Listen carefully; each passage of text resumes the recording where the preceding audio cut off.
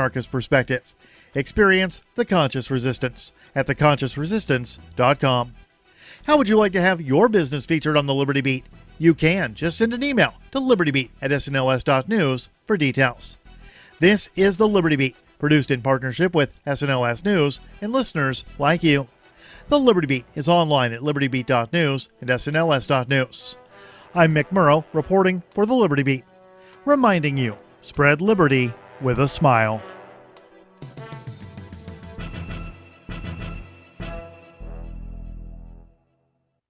If you're the parent of a man-child, you know how frustrating it can sometimes be.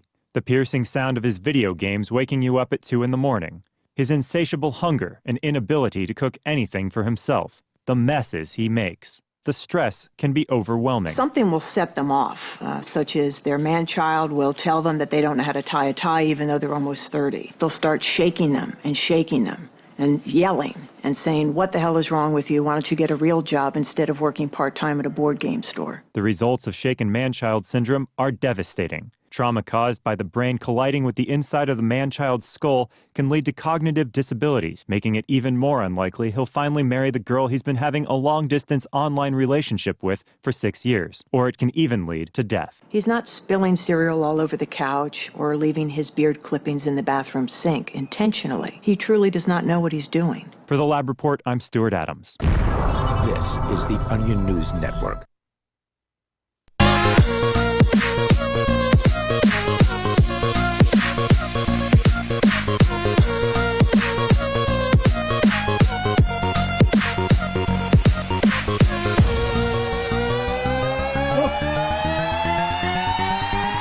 Welcome to the Call to Freedom. It is Friday, finally, May the 31st of 2019.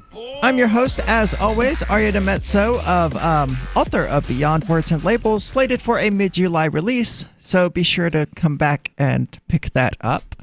Joined, as always, in the studio by Michael Hampton from BitcoinHistory.com. And I don't know about you, but I am exhausted. That's why there wasn't a show yesterday, ultimately. My brain, it just was not on. No, you were gone yesterday. Yeah. You were dead.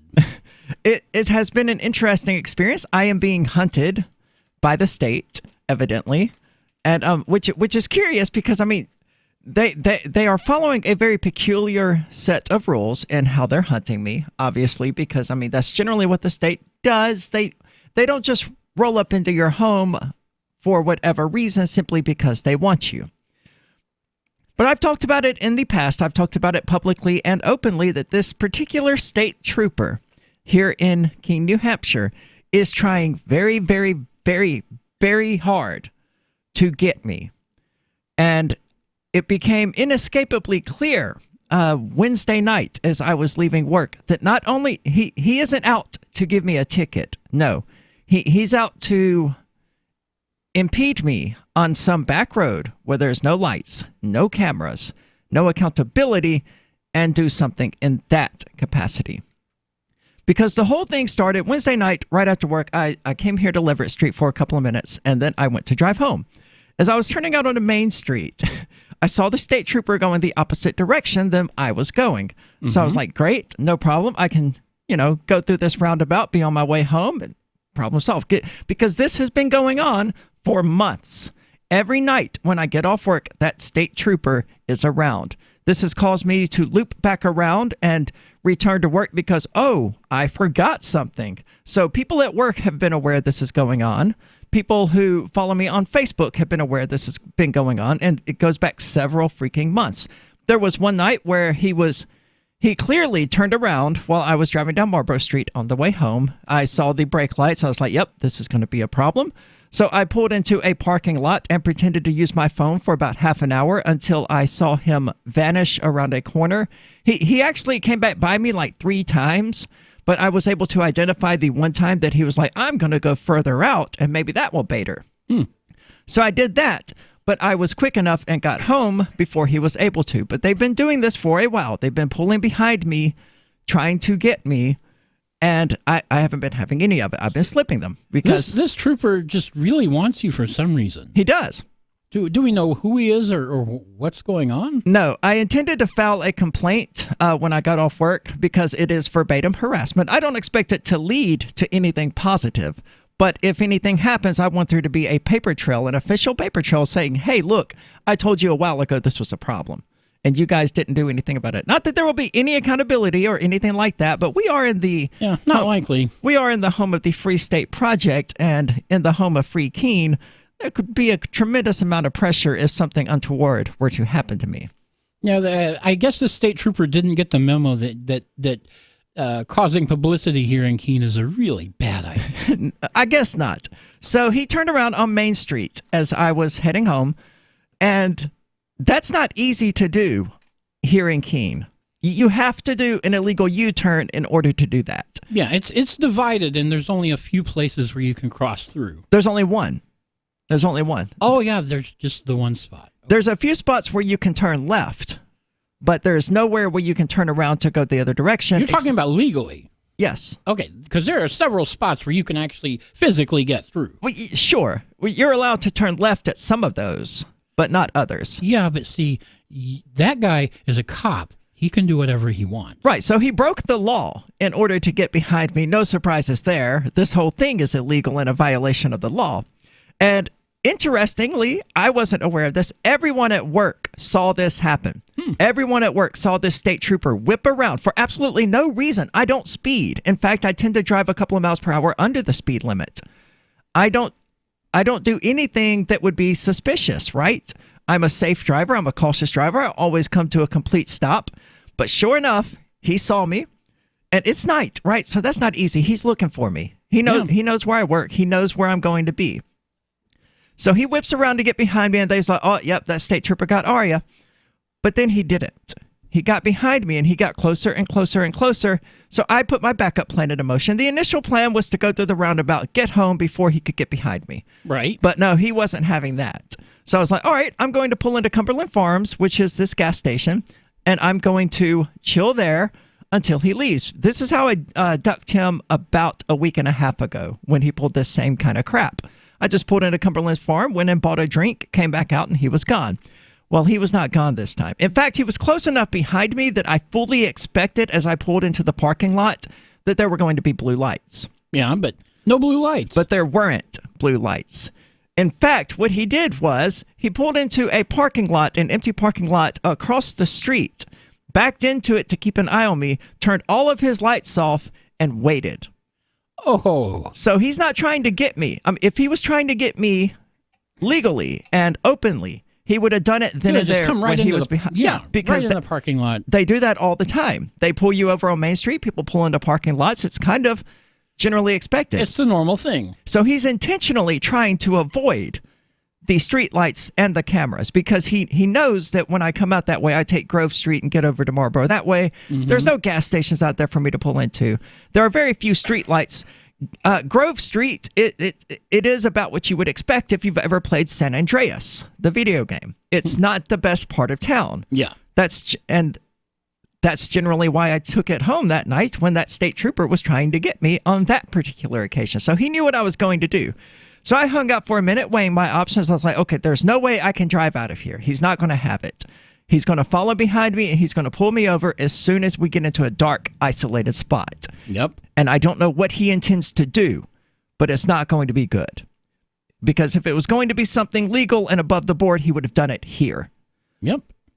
So I called Ian. I was like, hey, this state trooper that I've told you about in the past, the whole reason I signed my car over to the Shire Free Church was because of this one state trooper harassing me. I was like, he's out here. He's got me cornered. He's got me trapped, and he's not going to let me leave.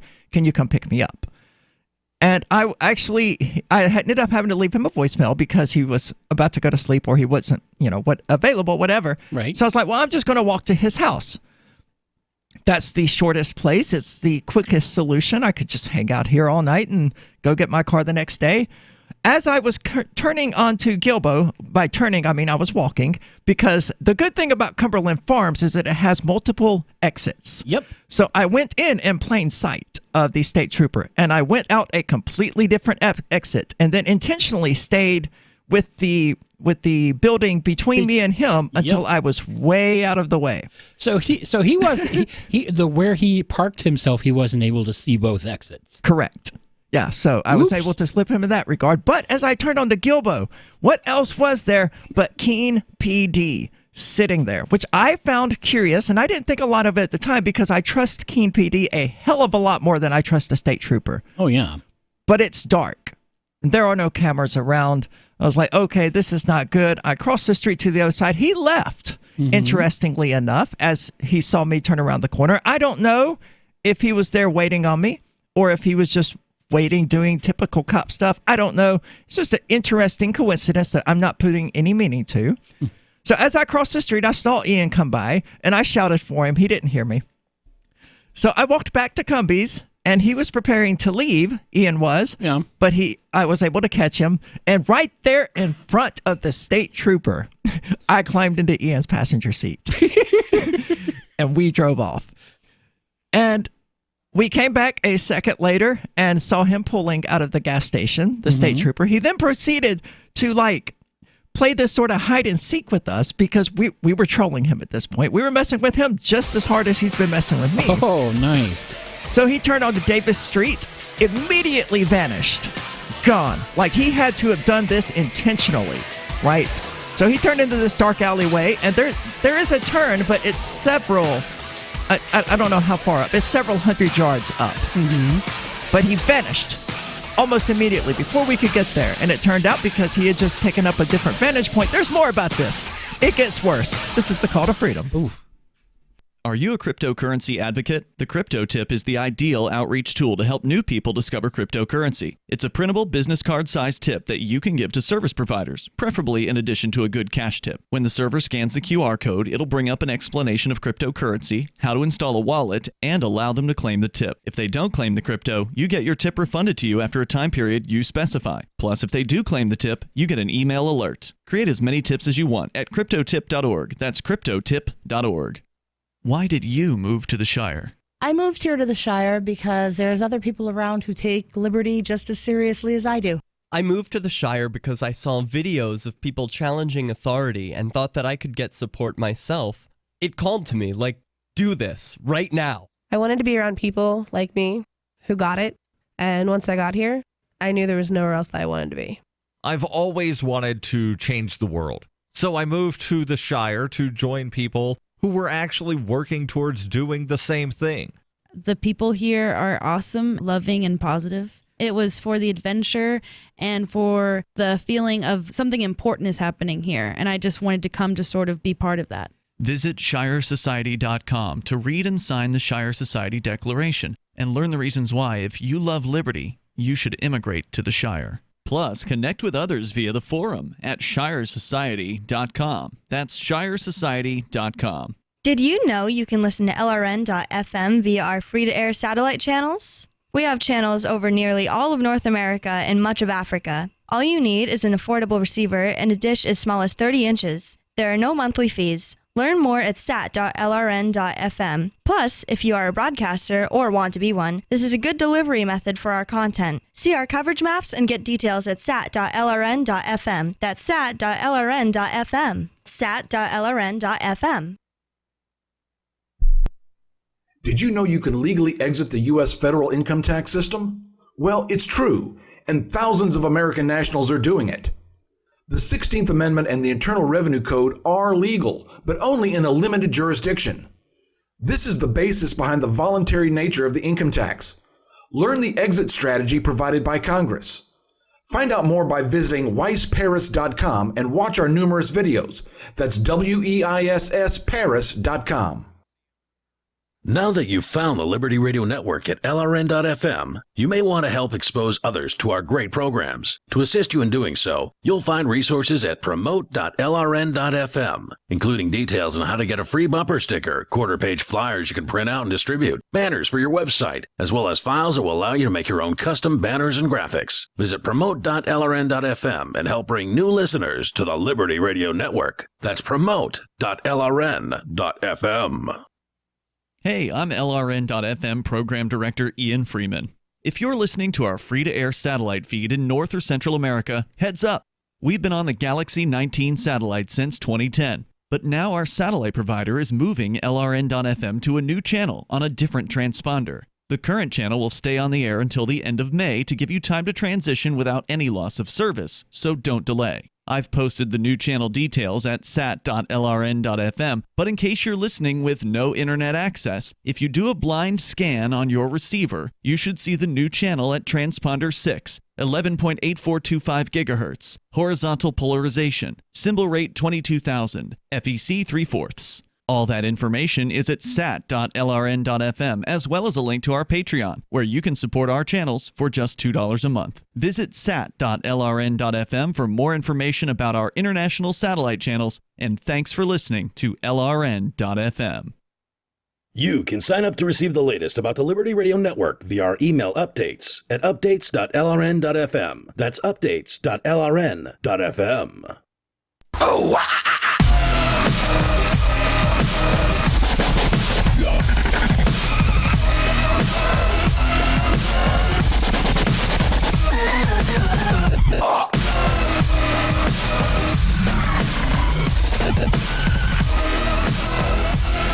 Welcome back. This is the Call to Freedom. As always, you're invited to give us a call at 603-283-6160. Again, that's 603-283-6160.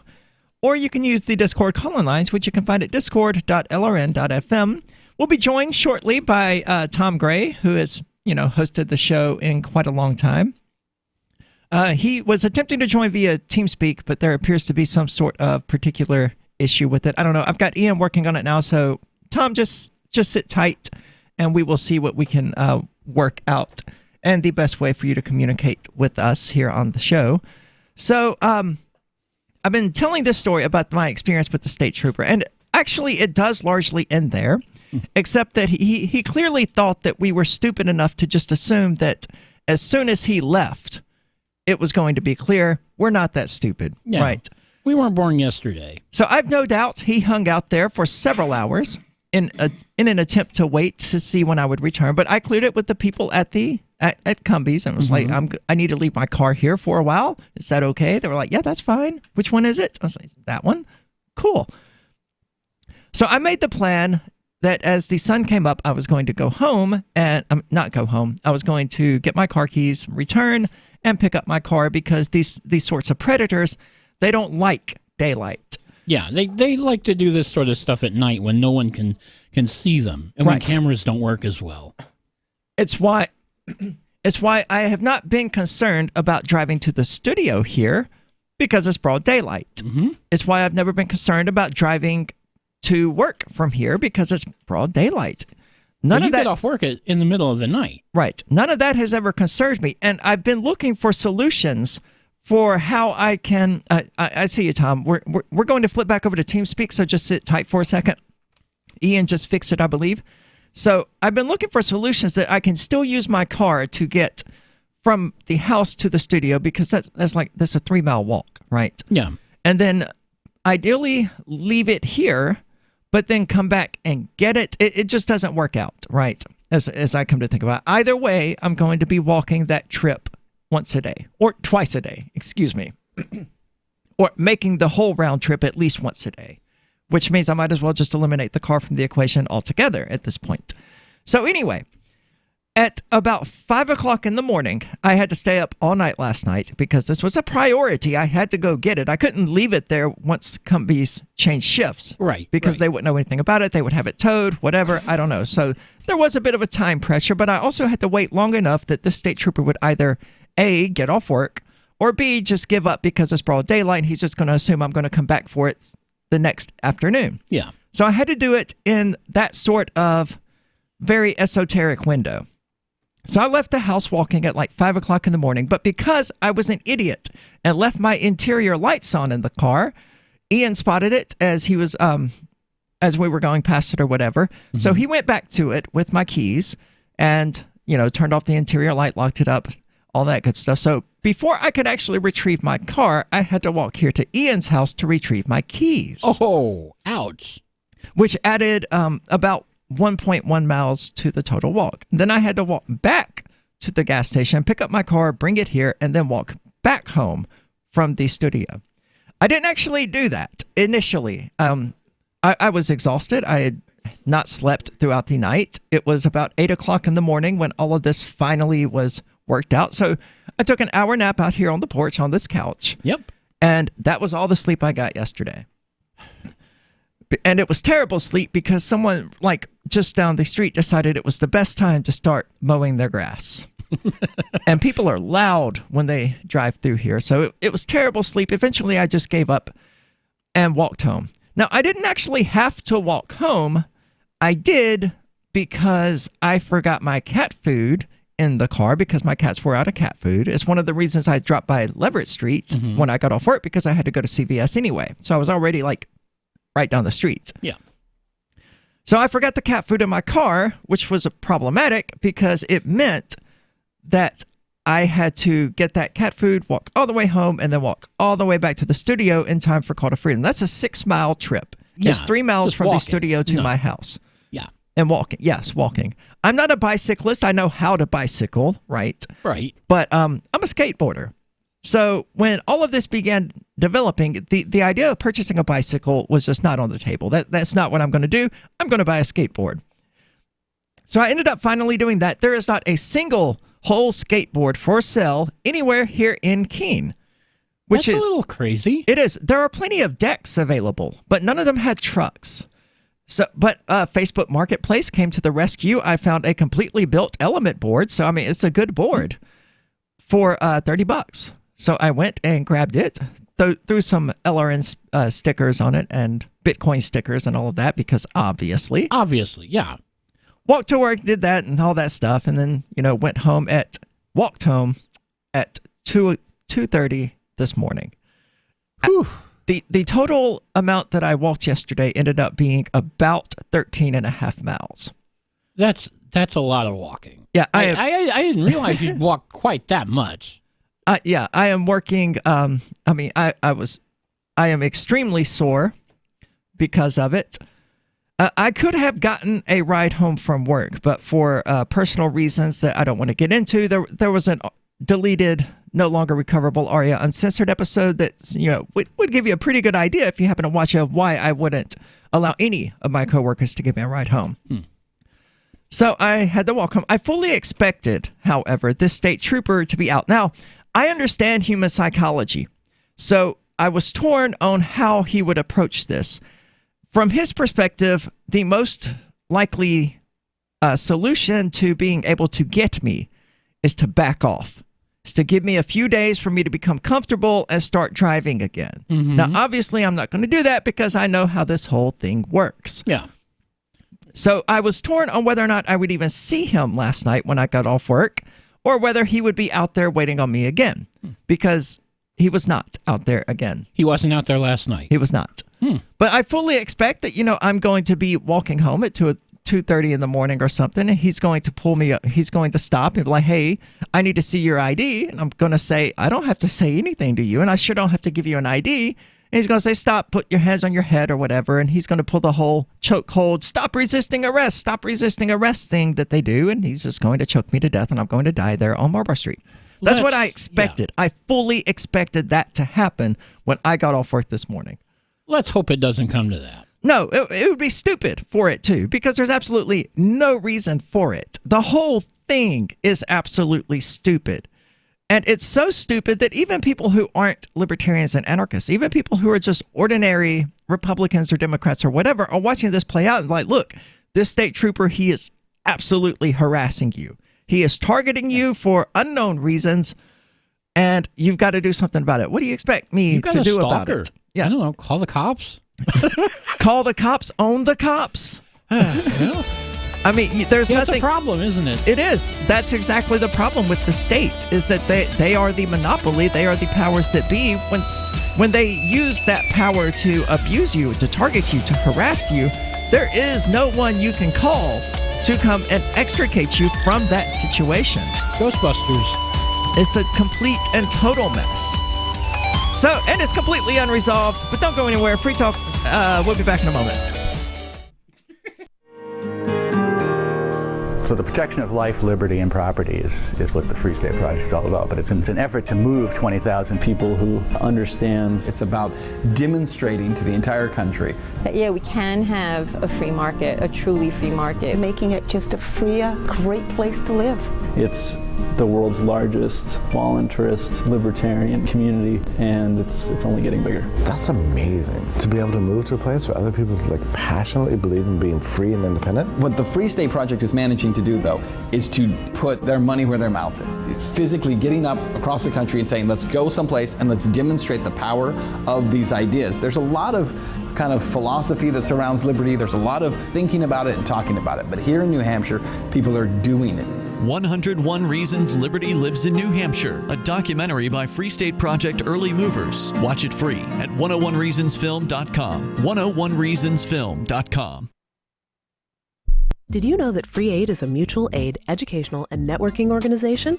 At Free Aid, we support volunteers who provide first aid. We do outreach to the public about health and safety, and we bring together medically skilled freedom lovers. Free Aid is made possible by your generous support. Donors can receive great gifts like first aid kits, t-shirts, silver dime cards, and hoodies. The Free Aid Silver Dime Card Project is sponsored in part by Roberts & Roberts Brokerage, Freedom's Phoenix, and Don't Tread on Meme. Visit fr33aid.com. When you're coping with bad news and the news media come calling, and they will, don't clam up. As notorious political figures find out the hard way, the cover-up can be worse than the crime. So get out in front of unfavorable news about your company, your group, or organization, or yourself. The sooner you confront a negative story, the sooner it will be over. Responding as quickly to negative stories as you do to positive ones enhances your credibility. Hiding embarrassing information or lying will do more damage than damage control. Never stonewall. Tell your side of the story, use specifics, and detail what corrective action has already been taken. Respond in kind. If the issue is emotional, don't sound like a cold, unemotional Mr. Spock. For more tips on critical communication skills for the way things are now, hit survivalspeech.com. I'm Holland Cook. LRN.FM is proud to announce our official listening apps for Android and iOS devices. Now you can easily tune into our streams anywhere, anytime on your smartphone or tablet. Just visit apps.lrn.fm or search for LRN.FM in the Android or Apple app stores. Please download, rate us 5 stars, then share the link on your social media and let your friends and family know how you're listening to LRN.FM. Download it now, free at apps.lrn.fm. Would you like to hang out with Penn Jillette? He's keynoting Freedom Fest this year. I, for one, am thrilled. Freedom Fest is the largest liberty-oriented gathering in the world. They take a Big Ten approach with libertarians, conservatives, liberals, anarchists, and just open-minded people mingling together to hear real debates, share real solutions, and converse freely. This year's theme is the Wild West, a time of liberty and opportunity, or a time of anarchy and violence. Maybe both. Go to freedomfest.com/FTL and get your tickets now. freedomfest.com/FTL.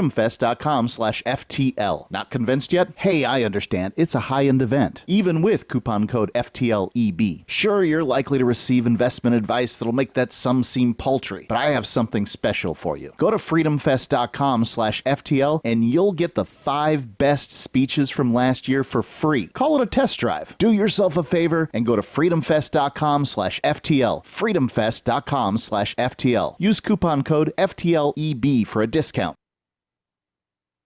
What's up next? Visit the Liberty Radio Network program guide to find out at shows.lrn.fm. That's shows.lrn.fm.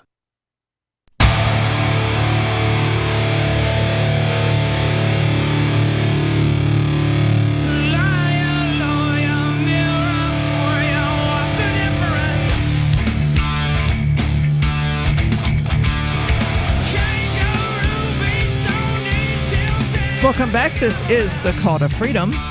And before we get back into telling you all about the state and its screwed up behavior toward me, I want to tell you about the Rational Review News Digest, which you can find at www.rationalreview.com.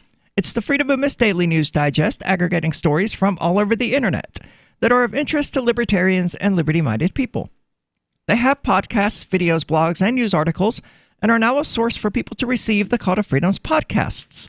So be sure to check them out at rationalreview.com to stay up to date on all the happenings in the wider world. And speaking of, the state and its messed up things, all it's done at this point is inconvenience me considerably, because I did have to walk like 13 and a half, at least 13.1. Mm-hmm. According to Google Maps, that's the minimum I could have walked.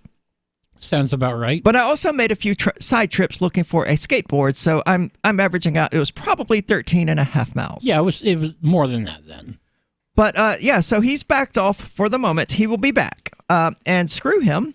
The reason I'm ducking him at this moment is because he could impound my car. He cannot arrest me. That won't stop him from doing it. But legally, he can't arrest me.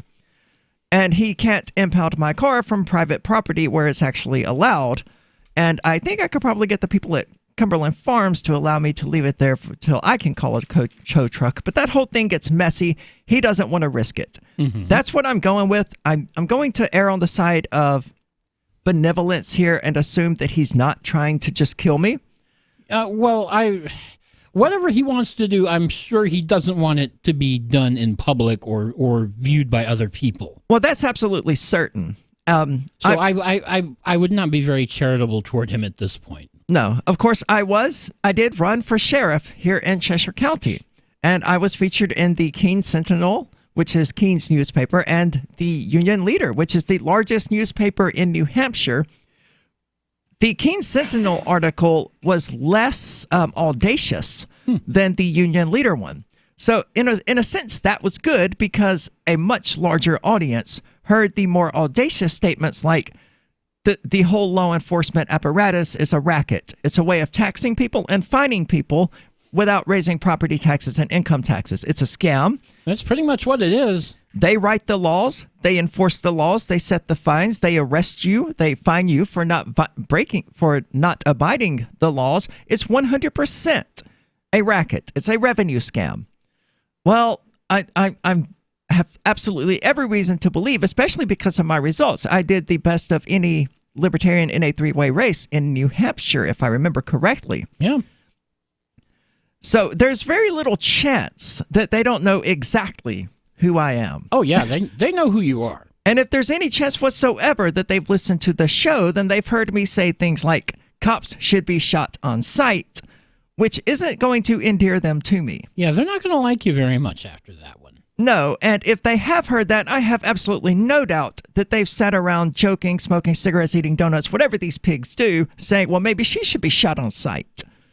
So yeah, I'm not particularly inclined to let them shoot you on sight and get away with it. Right. But I mean, there's really nothing I can do about it except go about my life, and that's essentially what I'm doing. I'm making it more difficult for them, but at the end of the day, they're going to do what they're going to do, and I'm just going to have to deal with that when it comes. Yeah, pretty much. I have stopped carrying, which is an interesting aspect of this. The state, by its harassment of me, has the police have actually made me less safe. Because if all of this goes down, the absolute last thing I want is to have my gun on me. Because it's so easy for them to just whip it out of my purse and say, "Oh, well, she had her gun. She had her gun out, right?" Mm-hmm. So I'm just like, nope, I'm just going to set this aside. I'm going to leave it, and I'm just going to be unarmed for the next few days. So there I am, walking through the back alleys of what for all intents and purposes is a ghetto at 2:30 in the morning to avoid a state trooper who wants to do more harm to me than any crackhead or heroin addict or meth head I could run into on Grove Street. That's the state. Well, that's especially when you get a rogue agent of the state like this who decides to abuse his power. Yeah. Well, I don't know how rogue he is. It may not even be the same state trooper, because they've only actually accosted me successfully once, and they got me in the Route 101 goods parking lot. Mm-hmm. So that was a no-go, right? Yeah, nothing they can do about you there. No. So that was the only time they've ever managed to successfully get me. As far as I know, it's most likely the same person, but I don't know, and I don't particularly care one way or another. Screw them. They're immoral. Whatever they do to me, all they're going to do is prove me correct. Here I am, just going about my life, not hurting anyone, living peacefully, not doing anything especially illegal, certainly not hurting anyone, not creating any victims, just going about my life, living in peace and happiness. Oh, and here comes the state to kidnap me. Yeah, take it all away. That's what they do. But of course, we've been alluding to it all week. Last Friday, we went over the article written by Dr. Don Boys about Pete Buttigieg asking, how gay are you, Pete? And of course, Pete will tell you, imagine the gayest thing you can, and that's me. I'm really, really gay. Yeah, he's very gay. And we're joined finally by Tom Gray. Tom, sorry for the late introduction. I wanted to wrap up that story and the BS involved with it. Yeah, and there's more BS to come, I'm sure, but yeah, this isn't over yet. But we've got a BS of our own coming on here.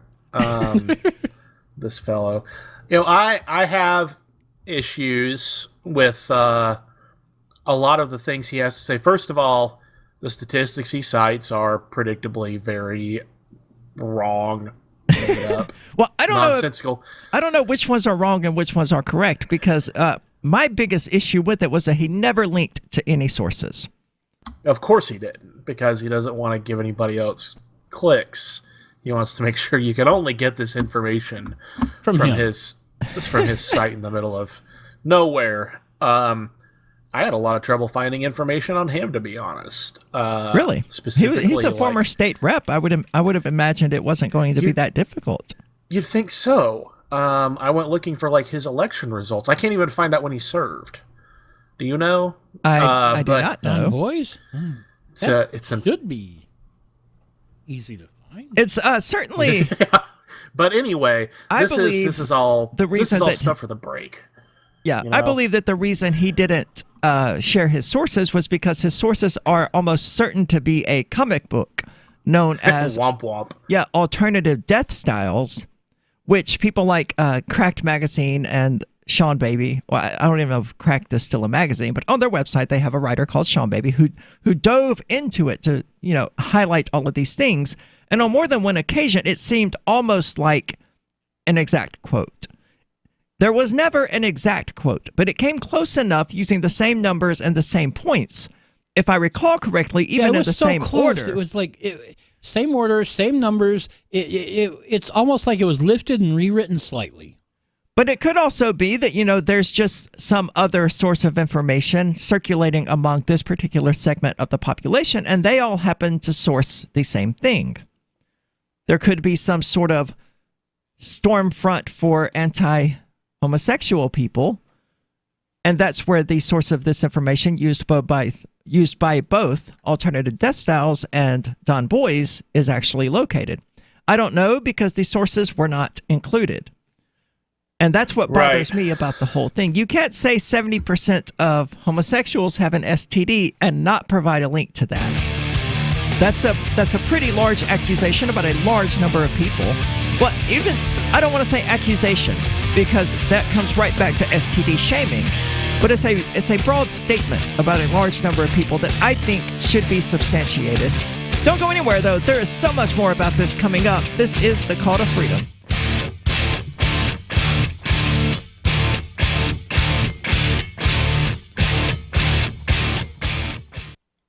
Is oral health important to you? If you don't like your own teeth, fresh breath, or kissing people, then by all means stop listening. Several years ago, I met Jessica Armand, founder and CEO of My Magic Mud, and I became passionate about the product that she created and never want to live without it. It's clinically proven to whiten teeth, but I find it does much more. They want you to love My Magic Mud as much as I do, so they're giving you a money-back guarantee plus 20% off. Go to mymagicmud.com and use coupon code FTL20 at checkout. mymagicmud.com, FTL20. Don't you hate that feeling in the pit of your stomach when the police pull you over? Most people have no idea how to handle it properly, and they promptly get fed into the municipal fee-generating meat grinder. Or maybe you recall that feeling you get when you go to the mailbox and see one or more letters from the IRS. You get a sense of impending doom, don't you? So let me ask you, If you could learn how to use the law to beat the IRS, traffic tickets, almost any courtroom scenario, collectors, credit card debt, and even mortgage debt because of fraud perpetrated against you, would that be worth knowing about? Don't laugh. Investigate. Check out the life-changing benefits of the Lighthouse Law Club at their website, lighthouselaw.club. That's lighthouselawclub. And while you're at it, visit the Lighthouse Law Club YouTube channel. You might be in for a pleasant surprise.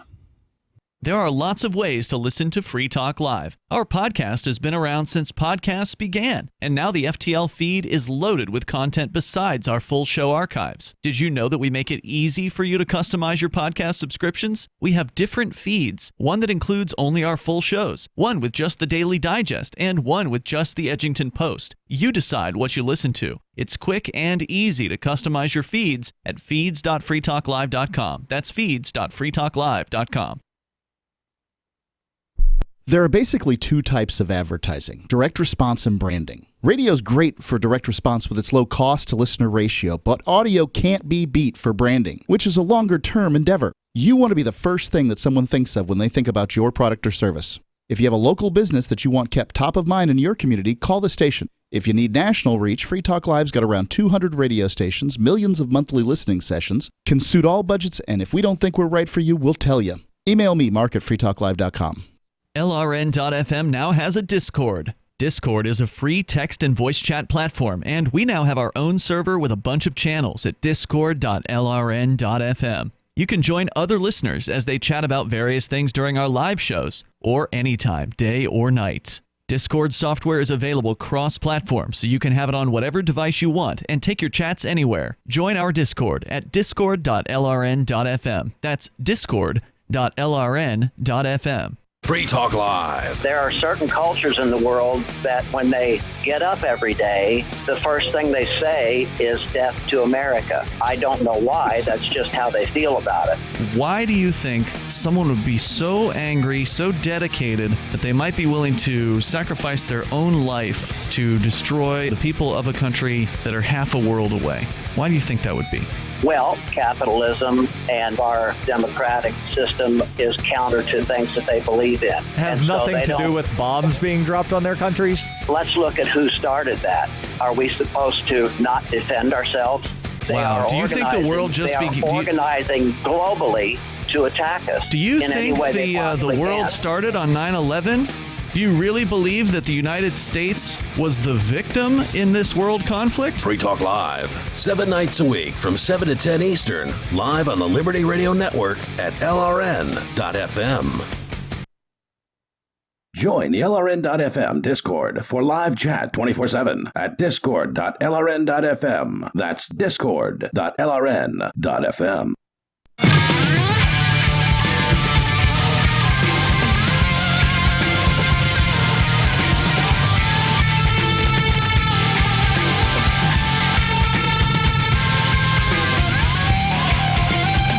Welcome back. This is the Call to Freedom. And of course, I would like to preface this by saying all cops are bastards. When I say that and you respond to me something like, my brother-in-law is a cop, well, I mean him too. All of them. No exceptions. In order to be a cop, they have to agree to enforce a certain amount of immorality. They have to agree to execute a certain amount of immorality. This, by my definition, makes them bastards. They have to agree to leave their conscience at home when they go to work. But if you don't like cops, you should try out the Thin Blue Line game. It allows you to have sex with prostitutes and then arrest them, bust people for drugs and then sell them on the side for a nice little bonus, stalk peaceful, loving people who are just going about their lives and literally hurting no one, and do all of this without all the paperwork. Try the thinbluelinegame.com. It's the only card game in the world that allows you to shoot someone over a broken taillight and then escape accountability with the magical phrase, I feared for my life. You know, typical cop stuff. So go get it now at thinbluelinegame.com. Assault and battery is not included, but for a limited time you can order your copies using the coupon code CTF to have all shipping costs waived. And I think this is the last day that coupon code will work. Again, that's thinbluelinegame.com. And we've actually moved on from the discussion of cops just in general being bastards because we're joined by current co-host on hiatus, Tom Gray, the resident evangelical Christian of the show, who is eagerly awaiting Dr. Don Boys, who is joining the show in about 15 minutes to discuss the most recent article from Don Boys and his website Common Sense for Today, where he asks the question, Pete Buttigieg, just how gay are you? And it's the first question that I'm going to ask for him is why do you care so much? Because he's not. Well, he says it's because, he loves all of his brothers and sisters, and he believes Pete to be sinning, and he wants to bring Pete out of sin, which is a sentiment I can understand, except it sort of conflicts with everything in the article. And you don't really approach that with somebody by asking questions of pure curiosity, but a lot of the stuff that he talks about though in the article is stuff that is not sinful when it's done between a married couple. And that's a good point. Well, I mean, nothing sexual as long as it's consensual is sinful as long as it's done between a married couple. Now, but more to the point. This, according to religious law, however, it would preclude a homosexual marriage, correct? Yeah, but that's a whole other issue, because here's what the gist of his article is. He is trying to make homosexuality appear not sinful because he doesn't cite a single Bible verse in the entire article. I noticed that as well. He just cites statistics about alleged sexual activity. So what he's trying to do is not show you that homosexuality is sinful. He's trying to make his readers think homosexuality is gross. Well, that has absolutely nothing to do with any legitimate gospel purpose. That's just voyeurism. It's sensationalism. It's clickbait is what it is. Yeah. Well, so when he claims ads on his site, he's selling something. Oh, he's selling a lot of things. He's got books. He tries to peddle his articles to other publications. He has allegedly been published in Time. USA Time Today magazine. Is one thing I read. Yeah. USA Today. I don't know what the heck he got published there. I don't think it was anything like this. Yeah, I couldn't find a Wikipedia article for him, but he was certainly on Right Wing Watch. But then there's where he starts the article is we're not going to talk about this with him because this isn't really relevant to the question of Buttigieg and his candidacy, but I just have to read the first paragraph of the article because it's so left field for me as somebody, especially an evangelical Christian from Tennessee. There we go. In the South, it has been traditional for a young lady, debutante or female beginner, of high status to come out into adulthood. It's a formal rite of passage into society of an educated, wealthy, sophisticated young lady now ready for the privileges and responsibilities of adulthood. It is a recognition of her availability of being a wife and mother in that order. This coming out takes place at a ball and elegant dinner. During the evening, the debutante displays her ability to walk, sit, dance, and eat without tripping over her gown or dropping a croissant down the front of her dress. Homosexuals also have a coming out, but not as elaborate as the Southern ladies. Most Southerners pay little or no attention to the social elite's fancy affairs since they are busy making a living. Well, or because they don't happen. Yeah, I've never heard of anything like that happening in the last century. Yeah, we talked about that quite a bit when we went over the article initially. That these things don't happen. It's Gone with the Wind is not a documentary. But the premise of his article, summed up here is, however, arrogant homosexuals seem to think that all of us want to know about when they became aware of their sexuality and feel a need to announce it to the world, as if we care. And then the rest of the article is paragraph after paragraph of him caring a whole lot about Pete Buttigieg's homosexuality and specific proclivities in the bedroom, which would seem to defeat the purpose of his opening. So I've never felt the need to announce my sexuality to the world. In fact, I generally don't talk about it much. But I talk. I go out with my quite wife. a lot about mine. You do. Yours takes a little explanation. Fair point. Mine, let's think about this though, Aria.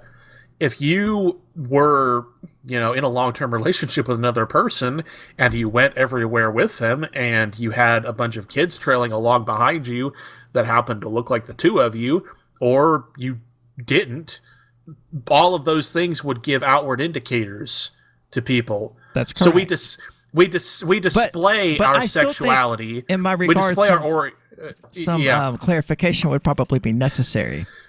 Yeah, but still, for most of us, including Pete Buttigieg and his husband, just going out in public with your partner is a proclamation of your sexual orientation to the world. So, That's a good okay. point. And with homosexuality, there is still an expected norm of heterosexuality that you kind of got to break for people. You just got to say, hey, they say something heteronormative, and you just got to be like, oh no, I'm gay. I got a dude over here. I'm a dude with a dude. It's not a huge deal until somebody like this makes it a huge deal. Similarly, my wife did not have to have a debutante ball where she announced to me her availability as a wife and a mother. She just kind of was, and I was, and we met, and we liked each other, and we just got married because that's normal. So that's two people from the Deep South pointing out that these debutante balls do not happen. And that they probably haven't happened since antebellum times. And one guy from Indiana claiming that it does. Yeah, I don't get it. And I've never heard of it. I never heard of this happening anywhere. He's in the parallel that he is on. Like, if you drove in a straight line from Indiana, I think you would hit like Chicago going one way and Pittsburgh going the other. He's not in the South, and don't tell me what we do in the South. Yeah, he's Mr. up in South Bend. I think it was South Bend. Indiana is definitely not the South, though. Yeah, No, at least not it's that not. part of it. But I mean, to be clear, he did state in the article, he didn't imply that he was writing as a person from the South, but he actually referred to the South as an external thing that he didn't necessarily suggest that he was part of. Well, he certainly hasn't done any research either. Good point. Now, But there are people who think Indiana is somehow like at least South adjacent, and I'm like, no. If like any school in Indiana, including Notre Dame, was in the SEC, you'd be 0-12 every year. You don't South up there. I can't disagree. I mean, the SEC should, by and large, just be its own league. Pretty much. Yeah. Except for Vanderbilt and Missouri, who we keep in for academic reasons. Missouri is in the SEC? Every year when we play them, I say the same thing. It was a slave state, wasn't it? And yet lately they beat us rather frequently. That's not how we select SEC teams, Mike! What the heck? Don't go anywhere. Don Boyce is joining us when we get back, and you'll definitely want to stick around for this because it's going to be great. This is the Call to Freedom. Is spreading the message of liberty, cryptocurrency, and peace around the globe worth $2 per month to you?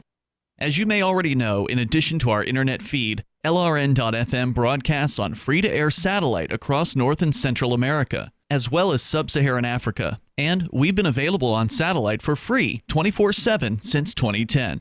The LRN.FM free-to-air satellite signal is reaching some of the most oppressive regimes in the world, and there's no doubt our ideas are making an impact. You can learn more about the channel's impact by watching the 3-minute video at fund.lrn.fm.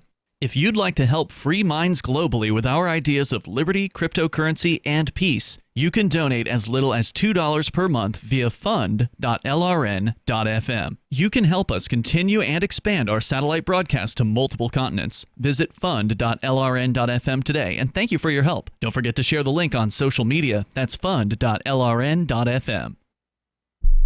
The LRN.FM social media channels have been revamped. We've eliminated Facebook and focused on other platforms like Twitter and Mastodon, the decentralized alternative to Twitter. On our accounts, you'll find posts from multiple LRN.FM show hosts together in one place. Follow us on Twitter at twitter.lrn.fm, or better yet, move to the decentralized Mastodon social media platform at toot.lrn.fm, toot.lrn.fm. I think you'll like it. What do you shop for that you could otherwise buy at Amazon? Pretty much everything, right? Amazon has competitive pricing and they deliver, and that's a big plus. If you could plan ahead in your shopping, would you be interested in saving up to 33%? There's a catch. You have to do your shopping in Bitcoin. But imagine those savings. It's like a huge raise. All you have to do is go to saveitpurse.com. We've saved thousands, and you can too. Plan ahead and save. Saveitpurse.com. More of the Call to Freedom is coming up next, live after the news on the Liberty Radio Network at LRN.FM. This is the Liberty Beat, your daily source for liberty news and activist updates. Produced in partnership with SNLS News and listeners like you. Online at libertybeat.news and snls.news. I'm Mick Murrow with your latest edition of the Liberty Beat. Gold is trading at $1,288, silver at $14.50, and Bitcoin is trading around $8,240.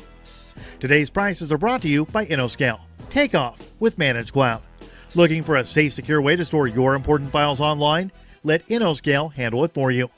Their high availability cloud servers are the perfect solution for clients needing one or more secure, scalable servers with built-in hardware failover protection. For details, see them online at innoscale.net. In the news, WikiLeaks co-founder Julian Assange's health is deteriorating in a British prison, but the journalist was able to get a letter out to the public. In the war on freedom of speech, Assange is asking everyone else who stands against corruption to take his place and keep speaking truth to power. Activist Post reports that in a handwritten letter from Belmarsh Prison, Assange says he's being denied a chance to defend himself, and that elements of government officials in the United States hate truth, liberty, and justice. Assange says that the U.S. government wants him extradited and dead for telling the public the horrifying truth about their government. The letter was sent to independent British journalist Gordon Damac. It was dated May 13th, 10 days before the U.S. announced 17 additional charges under the Espionage Act against the jailed whistleblower. Assange's well-being has been diminished during his time in prison. Even before his arrest, his health was faltering. The Liberty Beat is sponsored in part by Brave Botanicals. High-quality kratom and CBD at reasonable prices with excellent customer service. Brave Botanicals is activist-owned and mission-driven and believes so strongly in the power of kratom, they're giving it away for free. Just go to freeounceofkratom.com for a free ounce of kratom delivered to your door. Just pay shipping. That's freeounceofkratom.com. This is the latest edition of the Liberty Beat. Find us online at libertybeat.news and snls.news. Your news now continues. In 2017, a jury found probable cause to bring criminal charges against 7 jailhouse employees in the dehydration death of Terrell Thomas for cutting off the water to his cell until he died of dehydration. Since then, 3 of the officers were found guilty and handed down insultingly low sentences. And now, the taxpayers of Milwaukee County, Wisconsin, are taking the brunt of the responsibility, as Thomas's family receives a $6.75 million settlement. The Free Thought Project reports that during an inquest in 2017, multiple inmates testified they heard the 38-year-old beg for water for days. After being locked in a cage with no water for 7 days, Thomas finally died. Thomas, a mentally ill inmate, had been placed in solitary confinement for 7 days.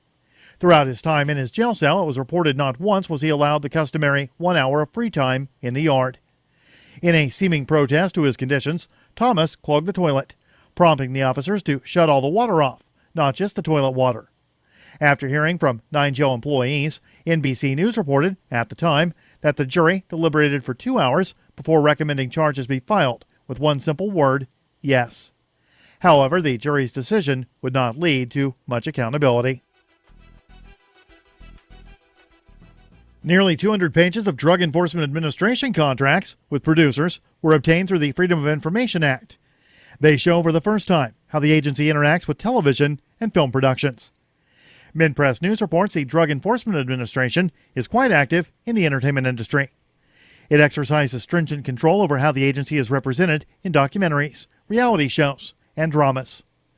With several projects, the DEA carefully reviews their own files to pick out select cases that make them look good, which then form the basis for either fictional or factual productions.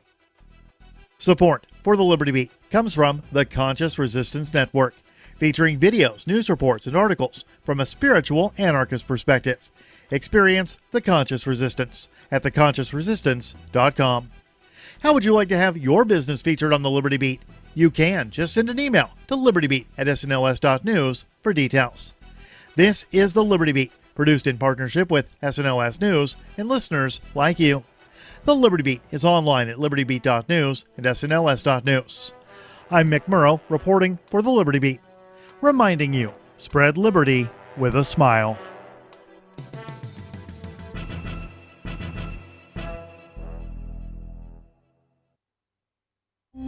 A cool guy from middle school is still sporting his fat pair of Jinkos. A stunned St. Peter's Square crowd hears the Pope getting bitched out by God, and an 8th grader caked in makeup is probably really confident. This is The Onion Week in Review. This week, a Pew Research Center poll found that the vast majority of Americans would watch a television show called Love Trap, with most saying that regardless of the show's genre or quality, they would tune in weekly to see its stars stumble into romantic triangles, double-cross one another, and contend with whatever the titular love trap refers to. The survey confirmed that 62% of Americans would likely watch Love Trap to see a shrewd but cold-hearted Southern belle named Tammy. 23% of the nation hoped the show would be referred to as The Trap by its most loyal fans, and 15% of respondents said they simply needed something to watch. And in this week's Science News, a biologist completes a 5-minute study of the pathetic organism in his mirror. In other news, a man confidently hits send on the worst job application a company has ever seen.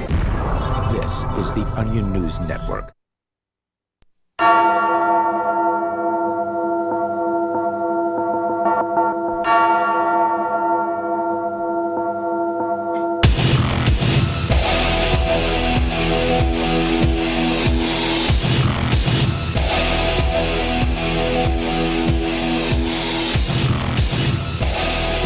Welcome back. This is The Call to Freedom.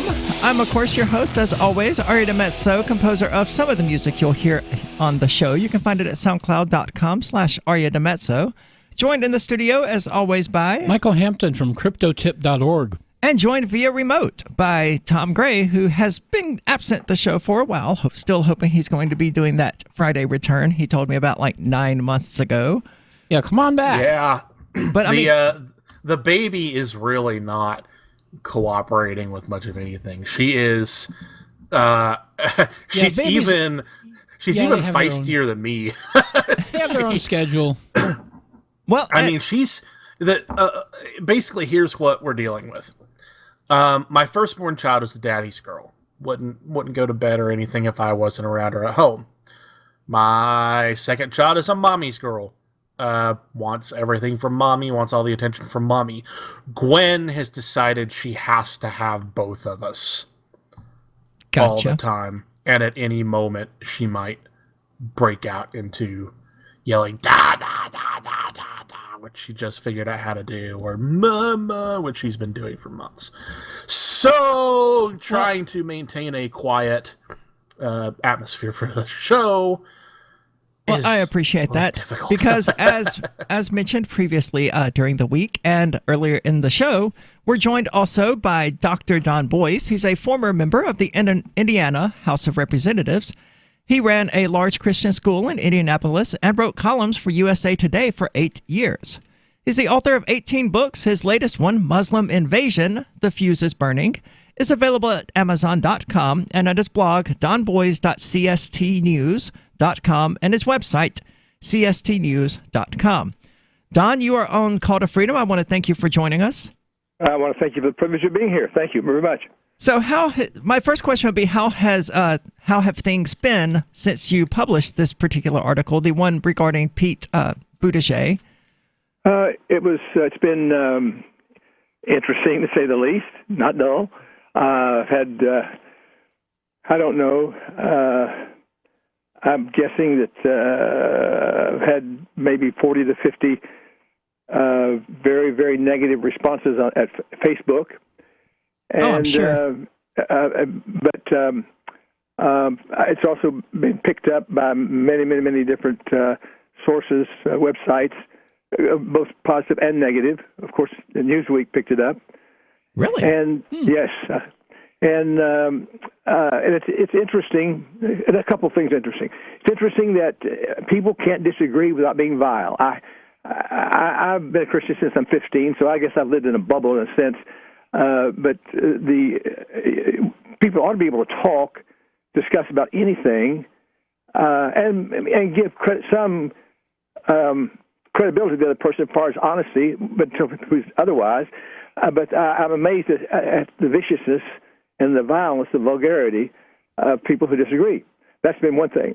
And also some of the negative responses from some of the websites are somewhat deceptive. Of course, it's their right, of course, to talk about if it's bigoted, bizarre, extreme. That's their right to make that judgment. But when they talk about how he said that because homosexuals live about 20 years less than others, that the president, that if Pete is elected president, he wouldn't fill out his term. Didn't say that at all.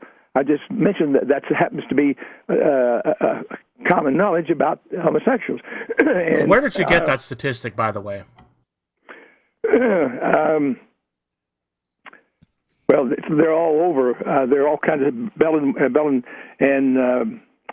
Werberg did a study in '76. It's called a classic study, and I can give you 4 or 5. Just if you'll give me just a second, I'd be glad to give you. It's known about homosexuals are known for promiscuity and are known for not being for having numerous partners, and there are numerous studies out. Some of them done, by the way, and printed in the Advocate and in the New York Times, etc. Well, Tom, coming from the NCBI, the NLM, NIH.gov, I don't know which one of these organizations is actually responsible for it, but it does appear to be that it is the case that homosexual activity does seem to shorten lifespans by 20 to 30 years. Yeah, there were quite a few studies along those lines in the late 70s, early 80s. Well, they're referencing from 93 through 97. 93 through 97. All right, send me the link because that one's the lifespan one. All the studies that I've seen on that have been pre 85, 86 or so. Well, they may ultimately be referring to those. I don't have the time right now to read all of it, but a large part of it does seem to be regarding HIV, which obviously is going to shorten one's life expectancy.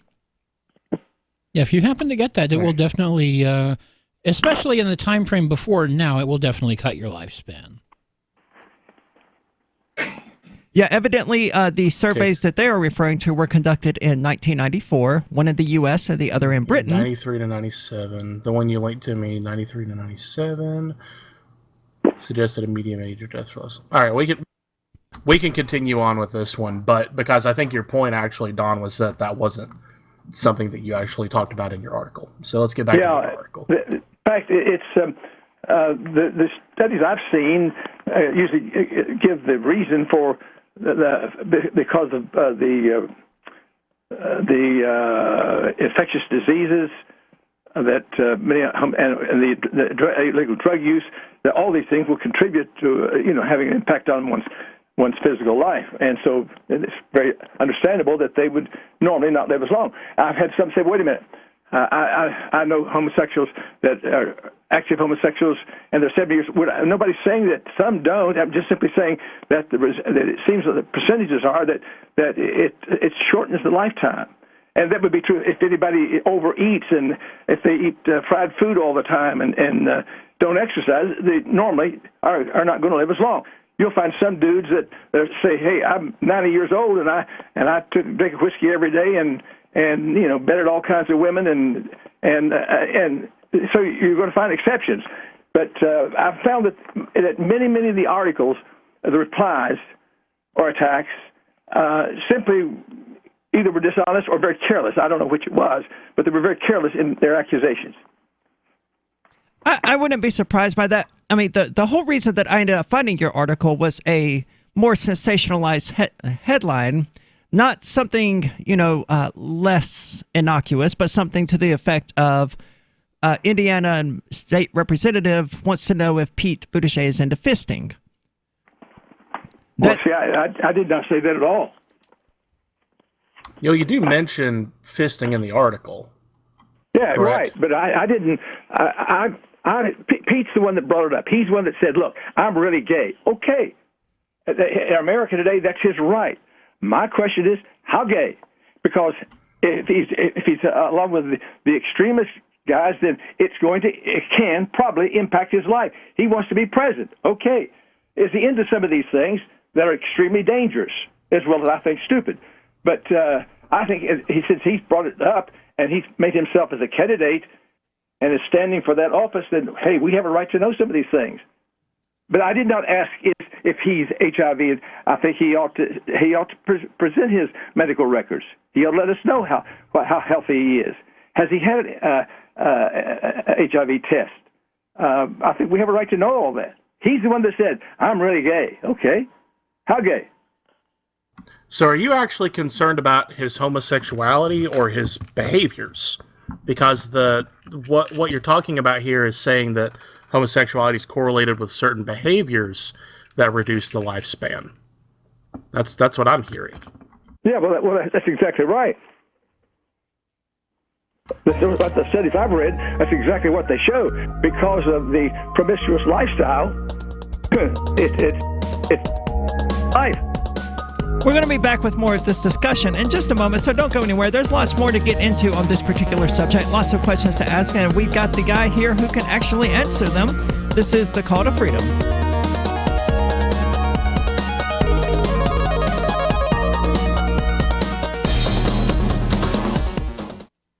Looking for a great real estate investment? Consider New Hampshire, which is ground zero for the Liberty Movement. Your first call should be to Mark Worden from Porcupine Real Estate. He's more than just a real estate agent. He's your New Hampshire concierge. Where are the best places to live? Do you want farm, city, the burbs, or forest? Do you want a duplex or multifamily building so that renters pay your mortgage? There are homes in all price ranges in New Hampshire, and Mark can help with financing too. Invest in liberty and property. Mark Worden can help. PorcupineRealEstate.com. Hey, I'm LRN.FM Program Director Ian Freeman.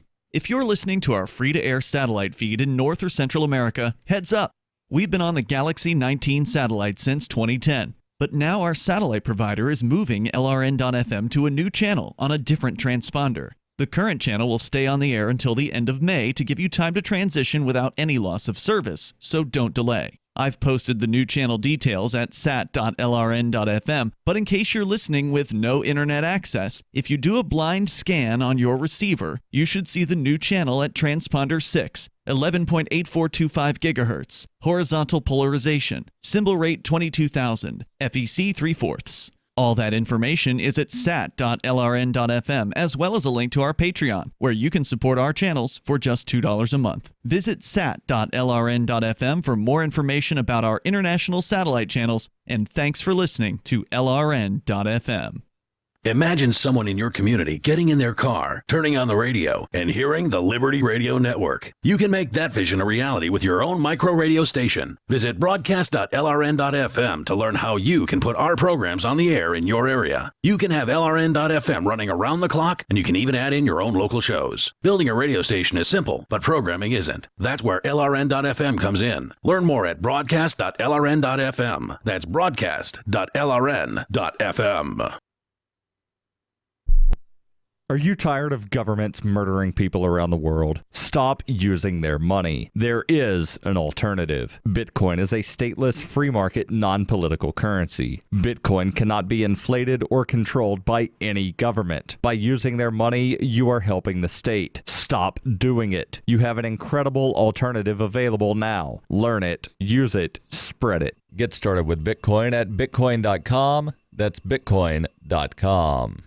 Did you know we've taken our LRN.FM telephone listen line to a new level with the LRN.FM audio on demand line? Now you can call 712-770-8447 anytime and listen to LRN.FM's live feed. And you can listen to a bunch of our original shows on demand. Long distance fees may apply. Just dial 712-770-8447 and choose from the menu. 712-770-8447. Hi, I'm Derek J. I don't want a politician to represent me. To me, government is the idea that one group of people can coerce everyone to comply with an edict or face increasing punishments up to and including death. Despite perhaps the most noble of intentions, the best government services are a far cry from what could be provided for by voluntary interactions. Besides, the people who call themselves the government wage wars and put peaceful people in jail for crimes involving no victims. If Starbucks used some of its money to drop bombs, I wouldn't shop there. So why would I support the American empire? The empire does not require my consent. Derek J's Victimless Crime Spree. Watch it for free and order the Director's Cut DVD at victimlesscrimespree.com. That's victimlesscrimespree.com. You're listening to the best liberty-oriented audio streamed around the clock, on the air and online. This is the Liberty Radio Network at LRN.FM.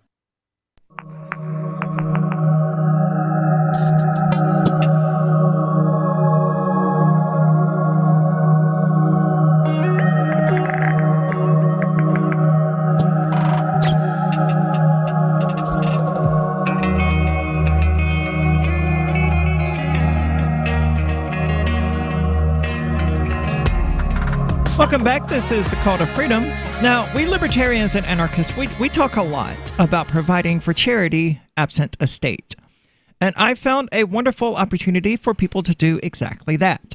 Coming out of Sierra Leone is the Kids Compassion Charity, which is currently helping Lydia Touré, a woman blinded by an oil accident. These are real people on the ground who are helping real people. They accept crypto, PayPal, and other forms of donations, and you can contribute at kidscompassioncharity.com/donate-now. And we urge you to do so. Again, that's kidscompassioncharity.com. Definitely something I think people should check out. Mustafa Cole, the person who I think he heads up the charity, at any rate, he's heavily involved in it, is going to be on the show with us this coming Monday. So you'll definitely want to tune in for that. It's going to be a great discussion about his work in Sierra Leone and the kind, because he's a libertarian as well. Mm-hmm. And I always love talking to libertarians around the world. Oh, yeah. So we're joined now via remote by co-host Tom Gray and Dr. Don Boys. We're discussing his recent article wherein he asked Pete Buttigieg how gay he actually is. And what I'm hearing here is a bit, I don't want to call it a conflict, but conflict is the word that comes to mind because a lot of heterosexual couples engage in things like fisting, wife swapping, polyamory, whatever, that tends to involve these same sorts of behaviors that would affect Pete Buttigieg because he's gay. And I don't see many people asking, Donald Trump and his wife whether or not they're into fisting. Well, of course, we're not talking about Donald Trump. We're talking about Pete Buttigieg. We don't know for sure what any heterosexual or homosexual couple does unless they admit it. And sure, but why aren't you asking the questions to Donald Trump? I've asked many. I've written I don't know how many articles. I like the fact that Trump is doing some things that at least he's doing what he promised to do, and that's something no president's done in the last 100 years, as far as I'm concerned. But I've written many articles critical of Trump. I think he's very crude. I think he's I think it's an adulterer, fornicator, all of that. And I've never defended that. I was for Ted Cruz originally, and I voted for Trump because I sure didn't want a horrific Hillary in there. So I sure don't give Trump a pass at all. I don't give anybody a pass. I think God expects us all. God made man and he made woman, according to Genesis 1. And where each tub has to sit on its own bottom, as each person has to give an account for his own or her own life, and whether it's Trump or whether it's Pete. And Pete asked us to vote for him. All right, I want to know something about his life. We want to know about a president's blood pressure, whether he has diabetes or not. We want to know something about his philosophy, how it would impact us in making decisions, foreign policy, taxes, etc. I want to know about Pete. And if he's bragged about being gay. Okay, how gay? I don't think it's unreasonable at all. So, but you don't. But you spend a lot of time in your article talking about just the specifically the fact that homosexuals engage in some of this activity.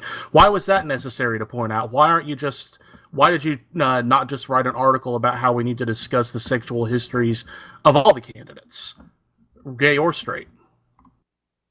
Well, the others have not been outspoken, have not been blatant. Donald Trump certainly has.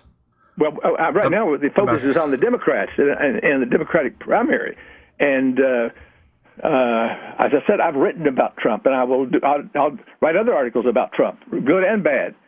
I find it's very difficult for people to be really honest about people. If it's like me, I'm a Baptist. I find it difficult to admit that there's some Baptists out there that are rascals. I know a couple of them, and they're pastors of large churches. And one of them has been a fornicator. The other has been after little girls for 30 years. And I've repudiated both of them and rejected both of them and refused to have anything to do with both of them. And yet they're part of my crowd. I find that's very difficult to do. And with some, it's almost impossible to do. They'll defend whatever, if it's a Democrat or a homosexual or whatever. And I demand a consistency and fairness, and whether it's my crowd or for somebody else's crowd. So, but I come back to the fact that you spend a lot of this article, for instance, you talk about how 90% of homosexuals practice rectal sex and 2/3 do so on a regular basis, but that number is well over 50% of heterosexual couples, as well as married Christian heterosexual couples. Why the focus on He said married Christian heterosexual couples, Don. I've never seen a study of married Christian couples. Yeah, I mean, I'm part of a very popular message board where married Christians discuss homosexuality, or not homosexuality, sexuality generally, and there's an entire board dedicated to anal sex and anal play, including, and you get down here into the article talking about rimming, which you refuse to describe. That's a practice that plenty of married Christian heterosexuals engage in. Come. Don't you realize how silly you sound? How could anybody... Do you realize how silly you sound denying it? Let alone defend something as repulsive, as disgusting, as insane as rimming. And you're talking about Christian.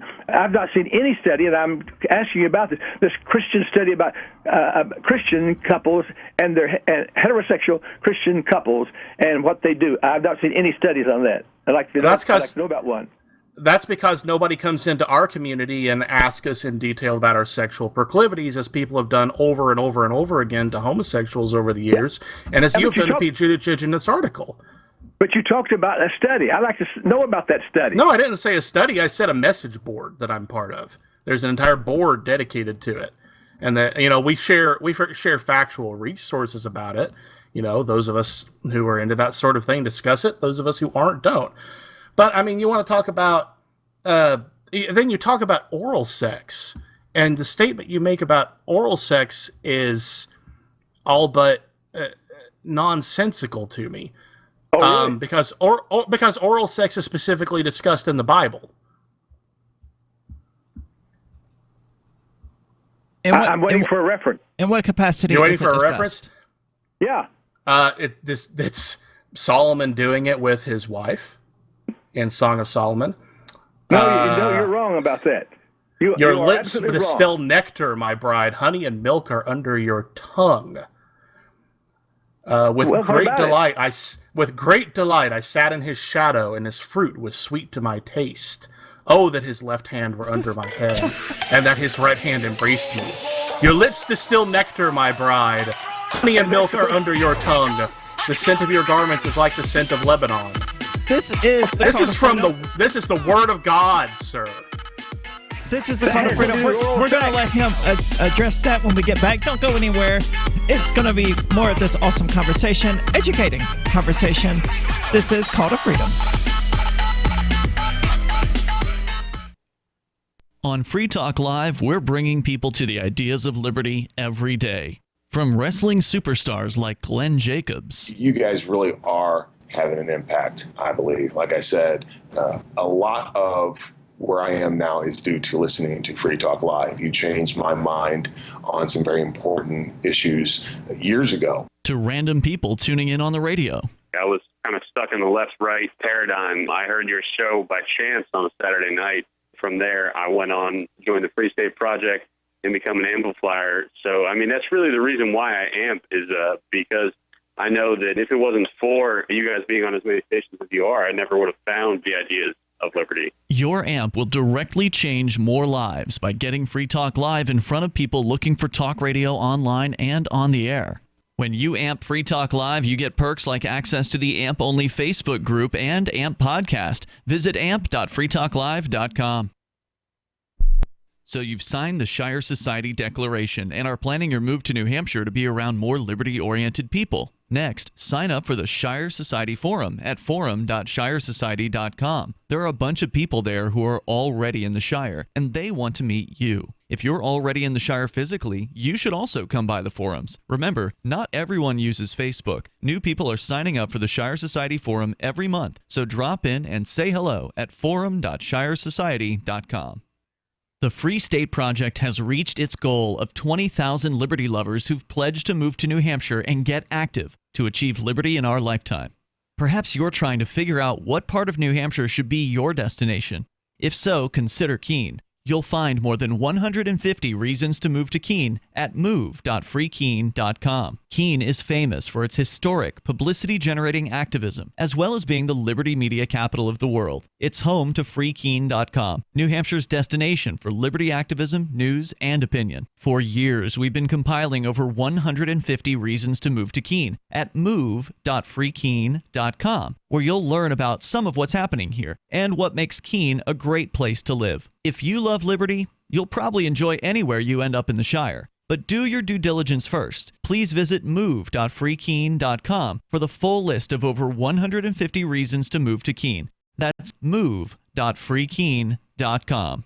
Some of you asked, and now we've delivered. LRN.FM's live Keene, New Hampshire studio shows are now streamed in HD on Twitch. Visit our channel at twitch.lrn.fm and give it a follow. If you have Amazon Prime, you get one free subscription on Twitch. If you use it on our channel, Twitch will give LRN.FM a monthly piece of your Prime subscription cost. So please watch, follow, share, and subscribe to twitch.lrn.fm. That's twitch.lrn.fm. This is Michael Dean from the Freedom Fiends. I've run websites since 1996 and have used over a dozen web hosts in that time. AgristHosting.com is the only one that hasn't broken my heart. Agrist Hosting's uptime and service is stellar, and their DDoS mitigation is the best I've seen. That's important because if you tell the truth in this world, you'll ruffle feathers. And some people will try dirty tricks to silence your voice. No matter what the haters hit us with, Agrist Hosting keeps our websites online. If you have a mission-critical commercial presence or a world-changing activism site, you cannot tolerate any skullduggery. So go with AgristHosting.com. Have a WordPress or blog site, but you're not satisfied with performance or uptime? Or just want raw hosting? Want to pay with Bitcoin? Agrist Hosting specializes in high-performance hosting with personalized service. Go to AgristHosting.com and click on the button that says Get Hosted. That's AgristHosting.com.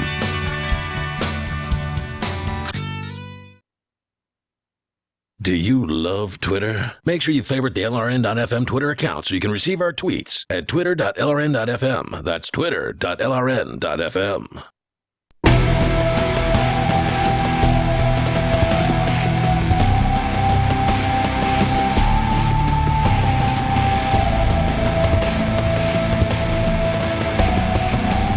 Welcome back. This is the Call to Freedom. And if you've been checking out the show for a while, you might want to continue checking us out on social media to stay up to date on what we're up to, what we have planned, all of that great stuff. You can find us on Facebook by using @TheCallToFreedom, on Twitter by using @CTF_LRN. I always feel I need to apologize for that one. And we're on the Liberdon server of Mastodon. You can find us there by using @TheCallToFreedom. But the best way to talk to us, to keep up to date with us, is to join the Discord server, which you can find at discord.lrn.fm. The show hosts, well, I'm almost always online. I may not actually be at my computer or at my phone or whatever, but I'm still online. If you message me or tag me as something, I will get it and we can discuss it. So that's discord.lrn.fm. And we're joined now by Dr. Don Boys, who is a former Indiana State rep. I believe, though, it would be fair to give him a chance to respond to Tom's question. Tom, can you repeat for us real quick what that question was? Well, he isolates in his article, among other practices, oral sex, claims that practicing oral sex is, quote, as dangerous as ingesting raw blood, and exposes people to diseases and STDs. My proposition to him was that the Bible specifically describes a couple, King Solomon and, well, really one of his wives, engaging in oral sex. I read from Song of Solomon, chapter 7, verses 7 through 8, regarding fellatio, and in Song of Solomon 4:16, there's also a reference to cunnilingus, which is someone performing oral sex on a woman. Awake, north wind, and come wind of the south. Make my garden breathe out fragrance. Let its spices be wafted abroad. May my beloved come into his garden and eat its choice fruits. All right. I'm sorry. I want to deal with this, and I want to ask any other questions, but I've got a show in Southern California pretty soon, and so let me quickly deal with this. It's amazing that you somehow get oral sex out of that. Well, I'm reading this from CARM, Christian Apologetics and Research Ministry. But the Bible doesn't say that is oral sex at all. Most of the biblical authorities I've read after say that has to do with French kissing, but even that's debatable. But I'm simply saying, first of all, everything in the Bible doesn't mean it's right. The Bible is true. In fact, the Bible is the Word of God. Yes, it is. However, just because something is said in the Bible doesn't mean that particular thing is said happens to be right. For instance, Satan said, "Thou shalt not surely die." Of course, that was wrong. Adam and Eve began to die immediately. So, but the instant you're using that was Yahweh who said that, and not the devil. What?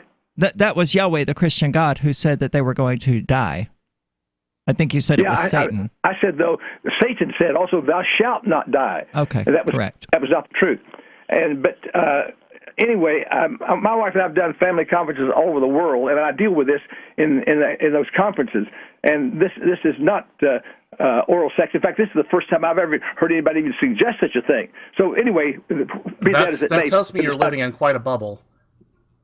No, you're just and it disturbs me. It disturbs me specifically as a Christian to hear you say that you are holding conferences for young Christians and telling them that the Bible does not permit them to have free sexuality within their own marriages, because that, sir, is heresy, and it is offensive to me as a follower of Christ. You are denying what the Bible says that King Solomon did himself, and that it is permissible between a husband and wife. And now you have gone beyond the pale of just talking about what you consider, bad behavior between non-Christians or between homosexuals. Now you are trying to proscribe perfectly biblical, the normal behavior between married, heterosexual Christians, and specifically preaching that to young people. And I, sir, label you a false teacher. But because you say that doesn't make it true, you understand that, don't you? I'm saying you have labeled that as oral sex. You are saying the Bible is lying. Let him respond.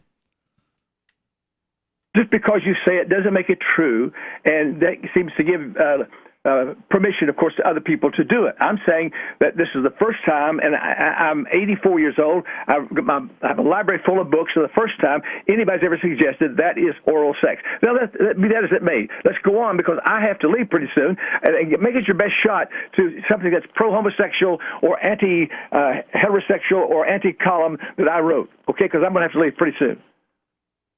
I just gave it to you, sir. I mean, you've suggested that a sexual behavior that's described in the Bible between a married couple in the Bible. Is yes, it is described in the Bible. It's described there. It's also alluded to in Ruth, where she uncovers Boaz's feet. Feet was a euphemism that was used in Hebrew for the male penis, and Boaz, of course, wards her off because they weren't married then yet. Oral sex is specifically discussed in the Bible as a healthy sexual behavior between a married couple of God. It's legal, and because you say it's biblical doesn't make it true. And it's astounding that you seem to think it's all right to take an organ or a portion of the human body that was not meant for that and make it do something that it can be detrimental and dangerous. But believe that if you want. Let's move on. I'm challenging that it's detrimental and dangerous. I think what you are teaching to young people is detrimental and dangerous. You're teaching people to repress their homosexuality, or not their. You don't have to come to any of my conferences. You know that. That's all right. Yeah, but you're having them. You are holding yourself out as a teacher of the gospel, and then you are teaching things that are antithetical to the gospel, and that offends me as a Christian, and it offends God's purposes, sir. Well, you don't speak for God, you see, and you can be offended if you want. You have every right to be offended. You are speaking against God's word right now. Some of the incredible things that some of these sexually permissive people, heterosexual and homosexual, God is sexually permissive for married couples. See, I get over my offense real quickly, and you can live with it, or you can whatever you want to do. But you have anything else to say about the article? I do, because well, not necessarily pertaining to the article, but this discussion as a whole. Oral sex is safer than sexual intercourse. So, biblical aspect aside, you're far less likely to become infected with any sort of STD through oral sex than you are via sexual intercourse. So if health is the concern, I mean, these are the facts. So, if health is the concern, it would seem like intercourse would be the problem rather than oral sex. Well, now that's a good argument. However, I've read where the people tell us that the oral sex, that semen is extremely dangerous, that it's comparable to, not the same, but comparable to blood. But if you're having intercourse, that semen is still going to enter your body just through a different channel. Yes. So intercourse is every bit as problematic as oral sex. Yeah. But there's going, if without, you see, it's interesting. I never have any fear. I'm not concerned about getting AIDS. I'm not concerned getting syphilis, gonorrhea, chlamydia, etc., because I know that I'm faithful to my wife, and I know that she's faithful to me. And so it's never been a concern to me. And as far a couple does in their own, that is their business, to be sure. But I'm simply saying you can't base this on this Song of Solomon. That first of all, Solomon had 1,000 women in his life, and Solomon became an apostate, even building chapels to his pagan wives on the Holy Mount. So anyway, you just because he did something or because somebody else did something about it doesn't make it right. It's Holy Scripture. The whole reason it's in the Bible is to describe. It has to be interpreted. You have to read it. It makes sense. I have read it. I've studied it with my wife. This is the Call to Freedom. We're going to have more of this discussion. It's proving great. I'm learning a lot more about the Bible today than I knew, and I always enjoy that. Don't go anywhere. We'll be back in just a moment with more of this discussion. This is the Call to Freedom.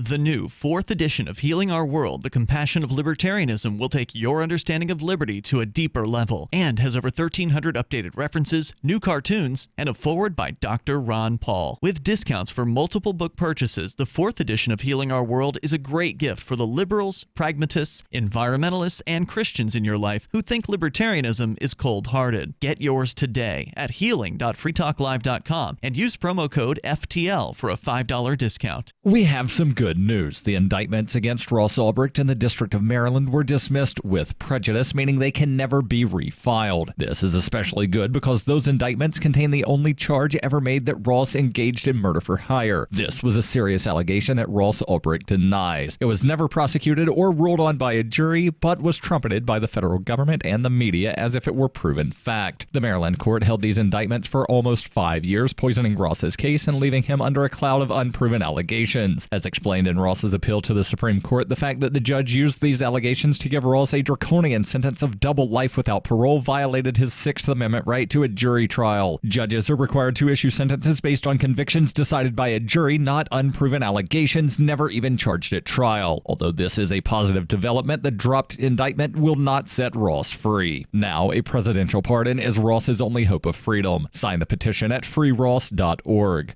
freeross.org. Did you know you can listen to LRN.FM via our free-to-air satellite channels? We have channels over nearly all of North America and much of Africa. All you need is an affordable receiver and a dish as small as 30 inches. There are no monthly fees. Learn more at sat.lrn.fm. Plus, if you are a broadcaster or want to be one, this is a good delivery method for our content. See our coverage maps and get details at sat.lrn.fm. That's sat.lrn.fm. sat.lrn.fm.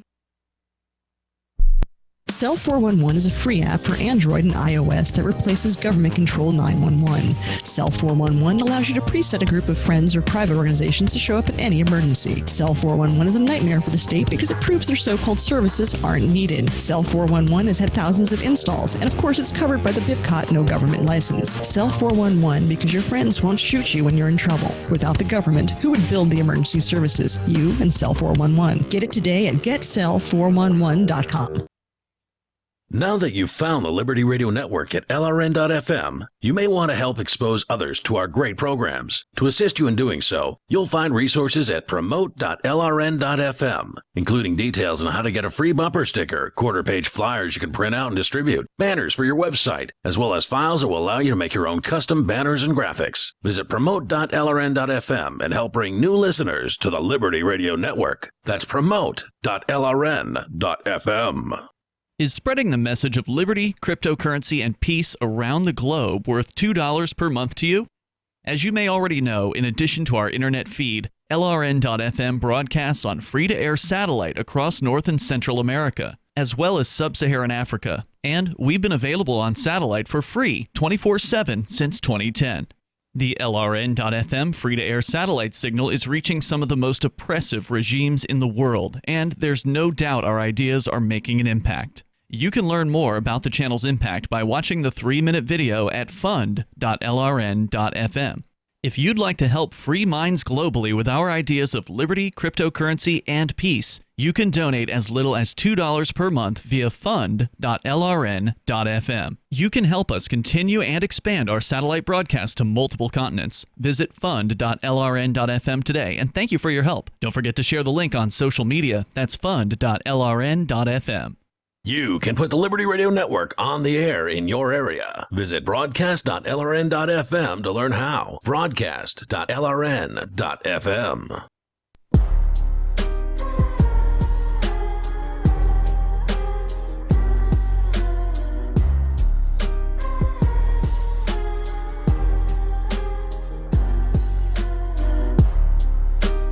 Welcome back. This is The Call to Freedom. And if you like the show but hate the commercials, then I have good news for you. Our show is available as a podcast at calltofreedomlive.podbean.com, and the archives there do not contain the commercials. So be sure to check that out if you happen to like the show but not like the commercials. The downside, of course, is that you don't get the commercials, but you also don't get us live, which means that when we give you the call-in number and the Discord lines and all of that, you can't actually use them to get in touch with us. But, you know, you should be able to piece that together yourself.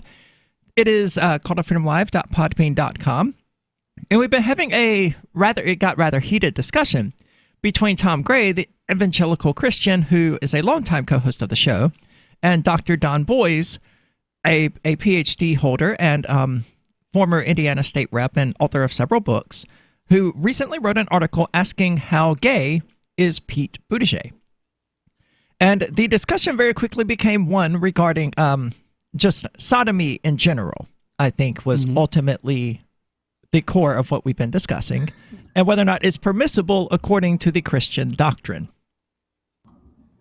And we're not talking about homosexuality at this point, because I think what Dr. Boyce has established is he has expressed this same concern about Donald Trump and other politicians who are sexually impure by Christian standards. But my concern, as a Christian, is that now we're talking about what's permissible even between a married couple. And I'd like to put the question directly to you, Dr. Boyce.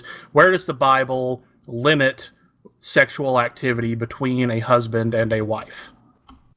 Okay.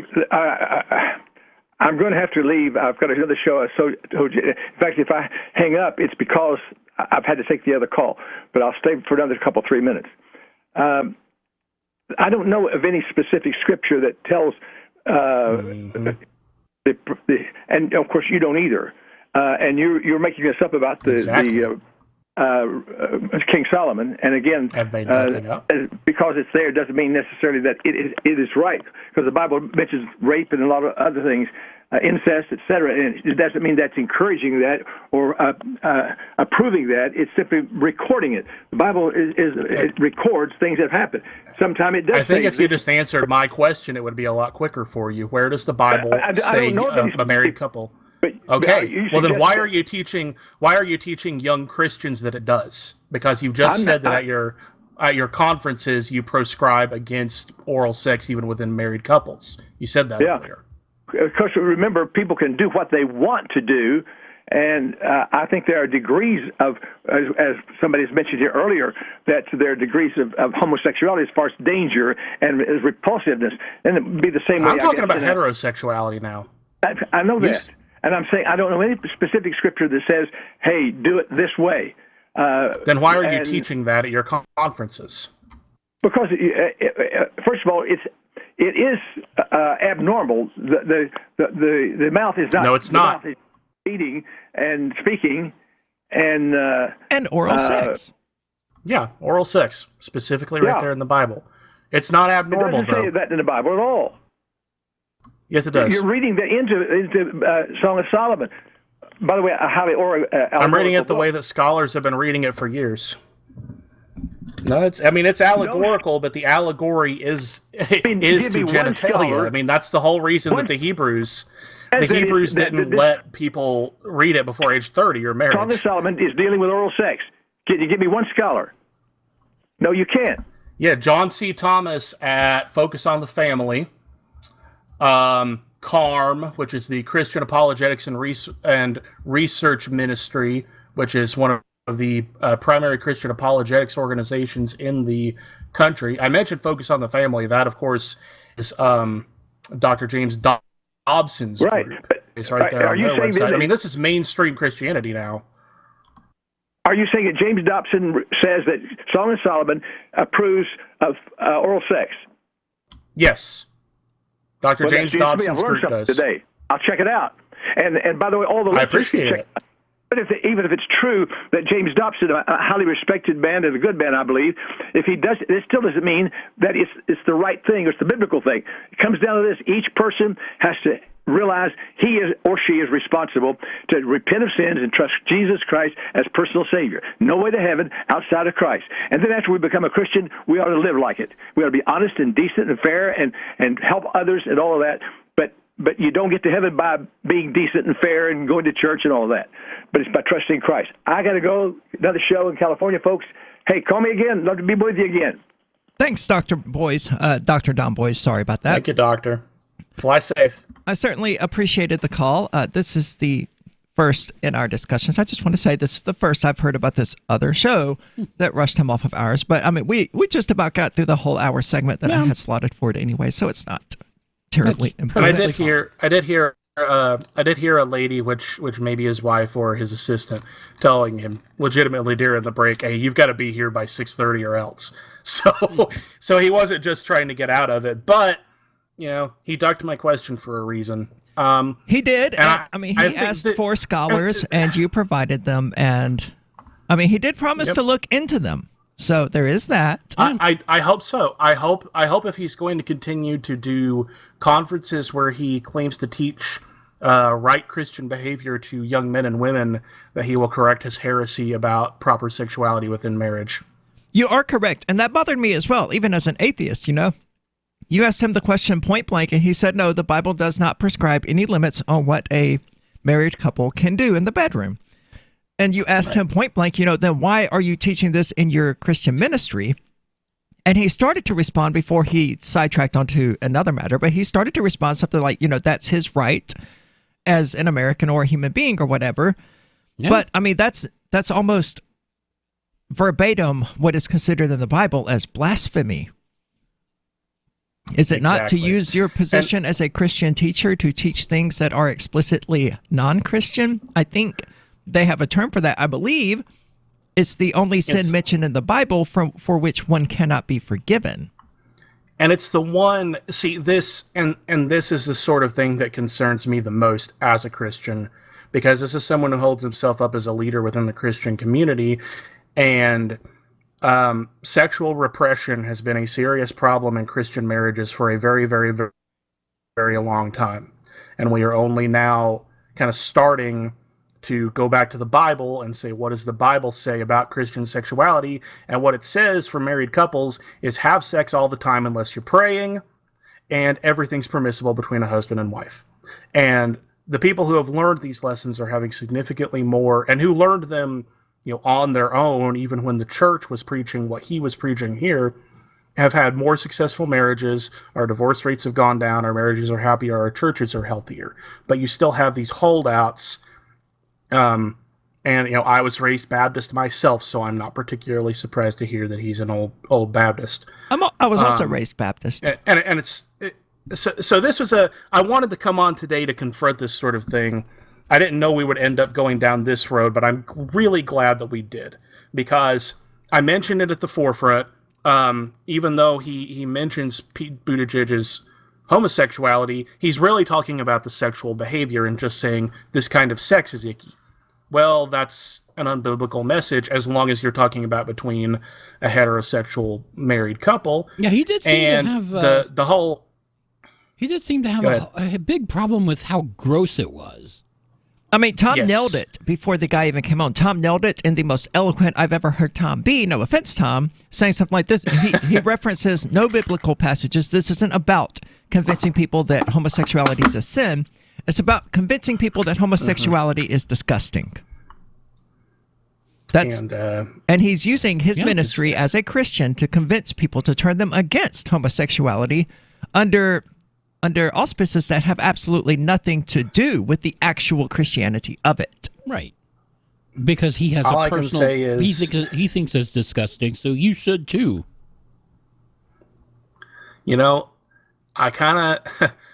I don't want to invade on anyone else's marital space, but I will say that if Dr. Boyes' wife was listening, and she took this opportunity to educate him about the permissibility of oral sex within marriage, I think he would be a much happier person tomorrow.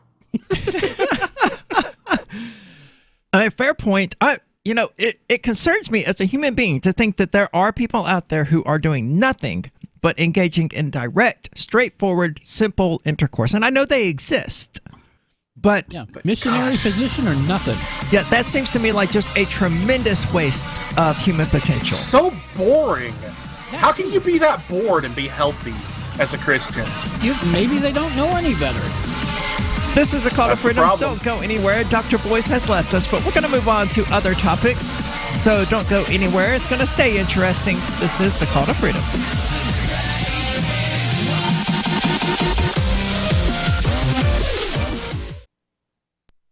Hey, I'm LRN.FM Program Director Ian Freeman. If you're listening to our free-to-air satellite feed in North or Central America, heads up.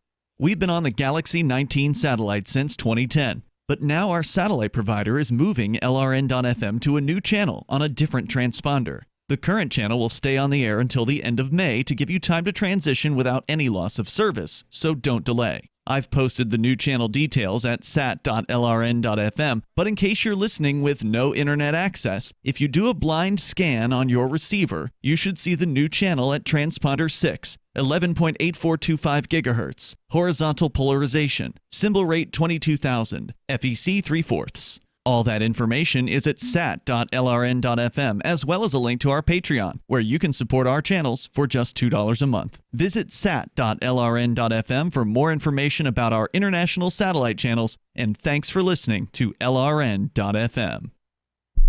LRN.fm is proud to announce our official listening apps for Android and iOS devices.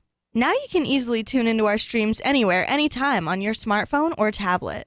Just visit apps.lrn.fm or search for LRN.fm in the Android or Apple app stores. Please download, rate us 5 stars, then share the link on your social media and let your friends and family know how you're listening to LRN.fm. Download it now, free at apps.lrn.fm. Are you a cryptocurrency advocate? The Crypto Tip is the ideal outreach tool to help new people discover cryptocurrency. It's a printable business card-sized tip that you can give to service providers, preferably in addition to a good cash tip. When the server scans the QR code, it'll bring up an explanation of cryptocurrency, how to install a wallet, and allow them to claim the tip. If they don't claim the crypto, you get your tip refunded to you after a time period you specify. Plus, if they do claim the tip, you get an email alert. Create as many tips as you want at cryptotip.org. That's cryptotip.org. More of the Call to Freedom is coming up next, live after the news on the Liberty Radio Network at LRN.FM. This is the Liberty Beat, your daily source for liberty news and activist updates. Produced in partnership with SNLS News and listeners like you. Online at libertybeat.news and snls.news. I'm Mick Murrow with your latest edition of the Liberty Beat. Gold is trading at $1,288. Silver at $14.50, and Bitcoin is trading around $8,240. Today's prices are brought to you by InnoScale. Take off with Managed Cloud. Looking for a safe, secure way to store your important files online? Let InnoScale handle it for you. Their high availability cloud servers are the perfect solution for clients needing one or more secure, scalable servers with built-in hardware failover protection. For details, see them online at innoscale.net. In the news, WikiLeaks co-founder Julian Assange's health is deteriorating in a British prison, but the journalist was able to get a letter out to the public. In the war on freedom of speech, Assange is asking everyone else who stands against corruption to take his place and keep speaking truth to power. Activist Post reports that in a handwritten letter from Belmarsh Prison, Assange says he's being denied a chance to defend himself and that elements of government officials in the United States hate truth, liberty, and justice. Assange says that the U.S. government wants him extradited and dead for telling the public the horrifying truth about their government. The letter was sent to independent British journalist Gordon Damac. It was dated May 13th, 10 days before the U.S. announced 17 additional charges under the Espionage Act against the jailed whistleblower. Assange's well-being has been diminished during his time in prison. Even before his arrest, his health was faltering. The Liberty Beat is sponsored in part by Brave Botanicals. High-quality kratom and CBD at reasonable prices with excellent customer service. Brave Botanicals is activist-owned and mission-driven and believes so strongly in the power of kratom, they're giving it away for free. Just go to freeounceofkratom.com for a free ounce of kratom delivered to your door. Just pay shipping. That's freeounceofkratom.com. This is the latest edition of the Liberty Beat. Find us online at libertybeat.news and snls.news. Your news now continues. In 2017, a jury found probable cause to bring criminal charges against 7 jailhouse employees in the dehydration death of Terrell Thomas for cutting off the water to his cell until he died of dehydration.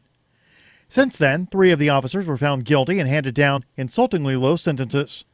And now, the taxpayers of Milwaukee County, Wisconsin, are taking the brunt of the responsibility, as Thomas's family receives a $6.75 million settlement. The Free Thought Project reports that during an inquest in 2017, multiple inmates testified they heard the 38-year-old beg for water for days. After being locked in a cage with no water for 7 days, Thomas finally died. Thomas, a mentally ill inmate, had been placed in solitary confinement for 7 days. Throughout his time in his jail cell, it was reported not once was he allowed the customary 1 hour of free time in the yard. In a seeming protest to his conditions, Thomas clogged the toilet, prompting the officers to shut all the water off, not just the toilet water. After hearing from 9 jail employees, NBC News reported, at the time, that the jury deliberated for 2 hours before recommending charges be filed, with one simple word, yes.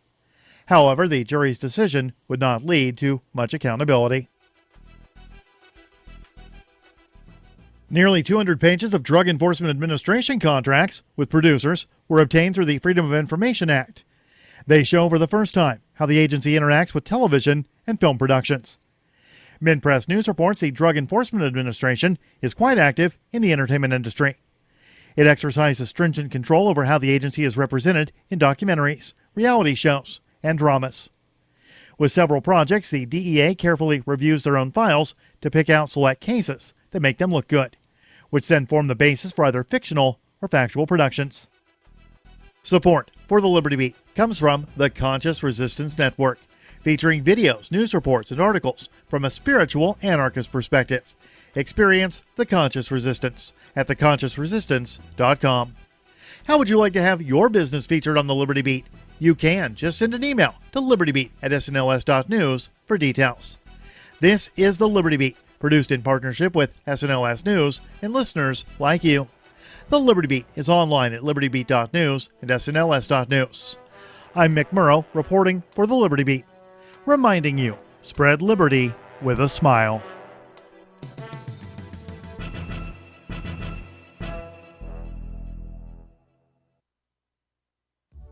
At Greyhound, we're committed to providing our customers with an exceptional travel experience, and that's why we've outfitted our 2014 line of motor coaches with new deluxe roadway seating that's moderately less disgusting than our traditional fare tickets. For a flat surcharge of $35, customers can upgrade to our exclusive deluxe seating area, where select seats have been refurbished with premium upholstery, boasting significantly less crumbs and Wendy's bags stuffed between the seats, guaranteed to leave you somewhat less repulsed than you are normally. Relax in the comfort that when your feet stick to the floor, they'll be sticking to up to 65% less indeterminate dried fluids. Passengers who upgrade to our elite seating experience will have the option of personalizing the garbage surrounding their seat with a pre-ride selection process, as well as a priority boarding feature where they'll be able to settle into their high-end motor coach accommodations without having to navigate through a crowd of inebriates, ex-convicts, and the morbidly obese. And from all of us at Greyhound, happy travels. This is the Onion News Network.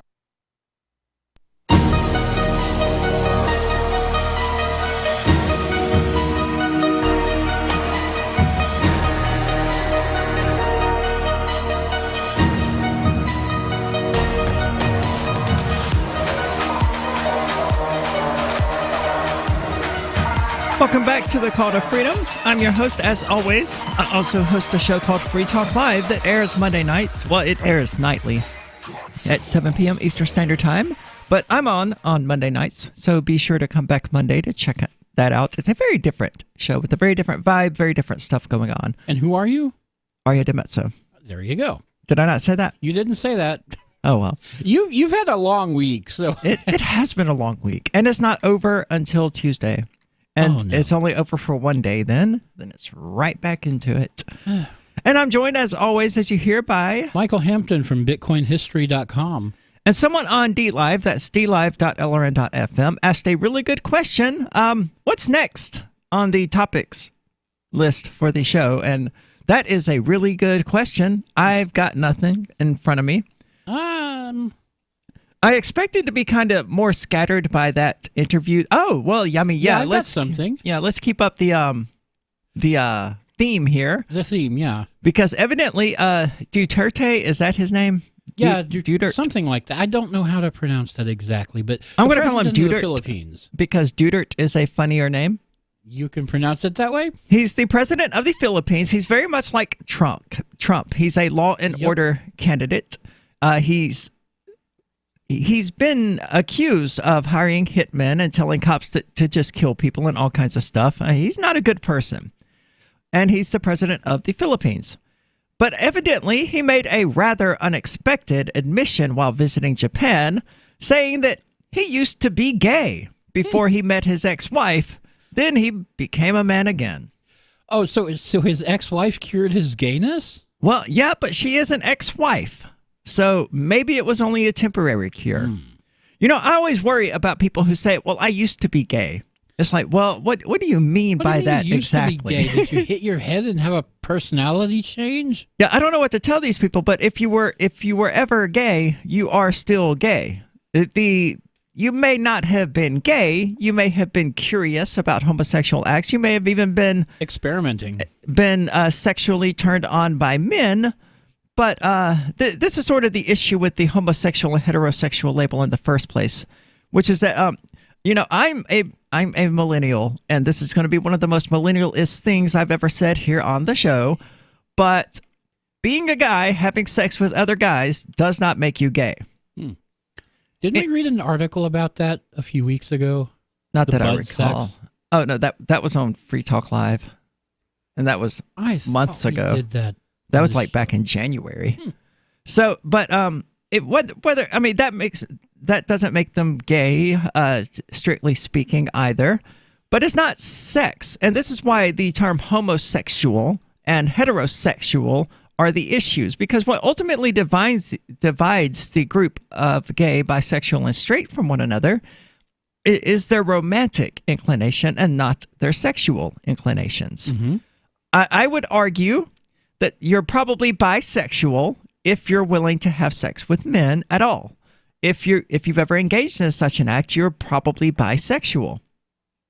But there isn't a word for people who just every once in a while want to have sex with a dude versus people who will actually engage in a relationship with another man.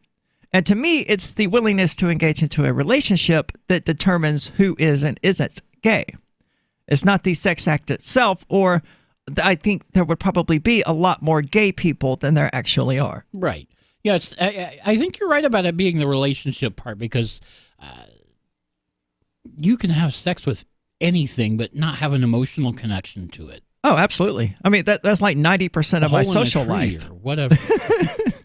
But yeah, I mean, through most of my life, I've been willing and have engaged in sex acts with men. But I always assumed it was impossible for me to develop any sort of romantic feelings for a man. And through most of my life, it's been true. And to this day, there's only been one such person with that happened with, and that went nowhere. But I'm right back to that point of, it's just such a fundamentally different thing that those romantic feelings simply don't develop with men as they do with women. So he says he used to be gay. His former wife cured him, and that's how he became a man again. So evidently, he's something of a self-styled expert on the question of who is and isn't gay, if the frequency with which he makes the accusation is any indication.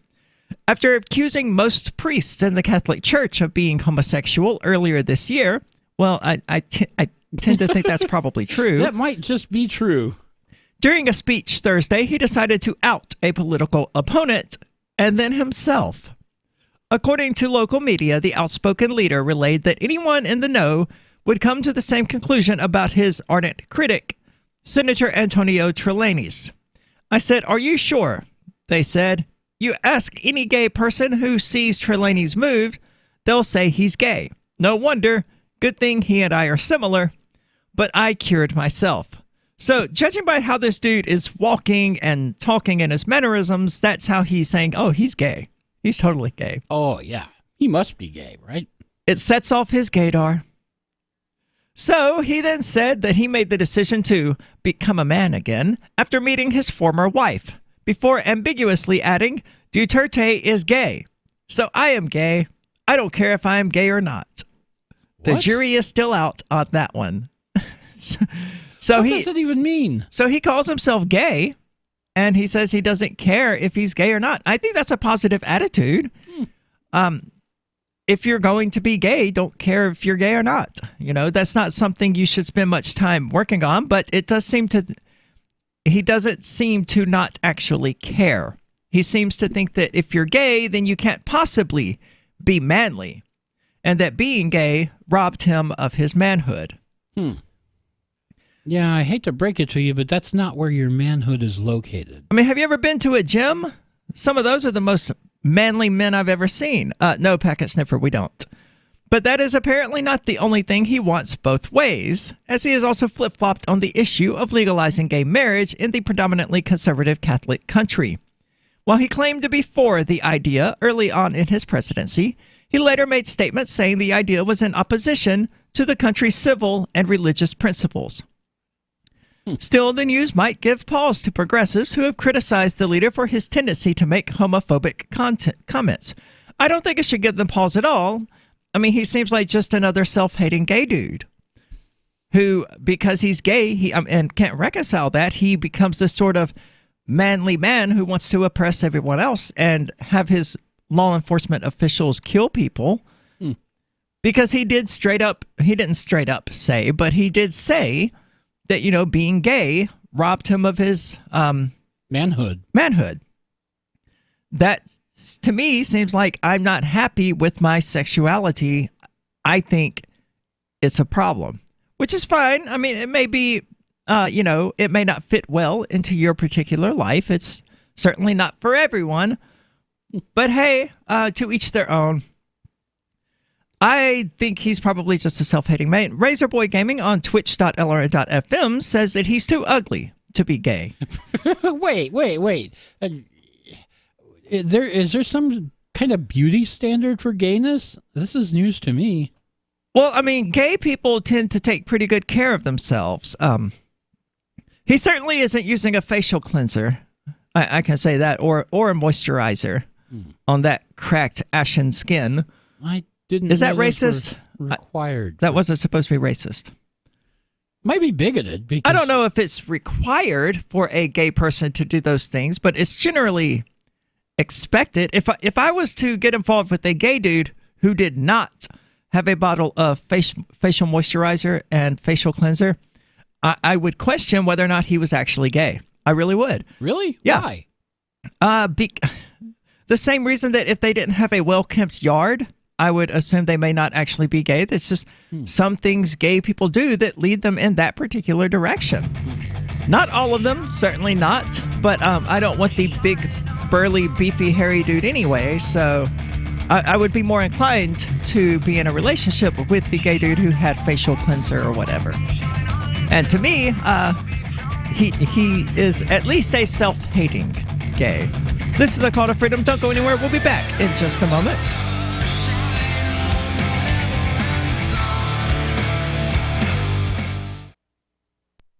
Did you know you can legally exit the U.S. federal income tax system?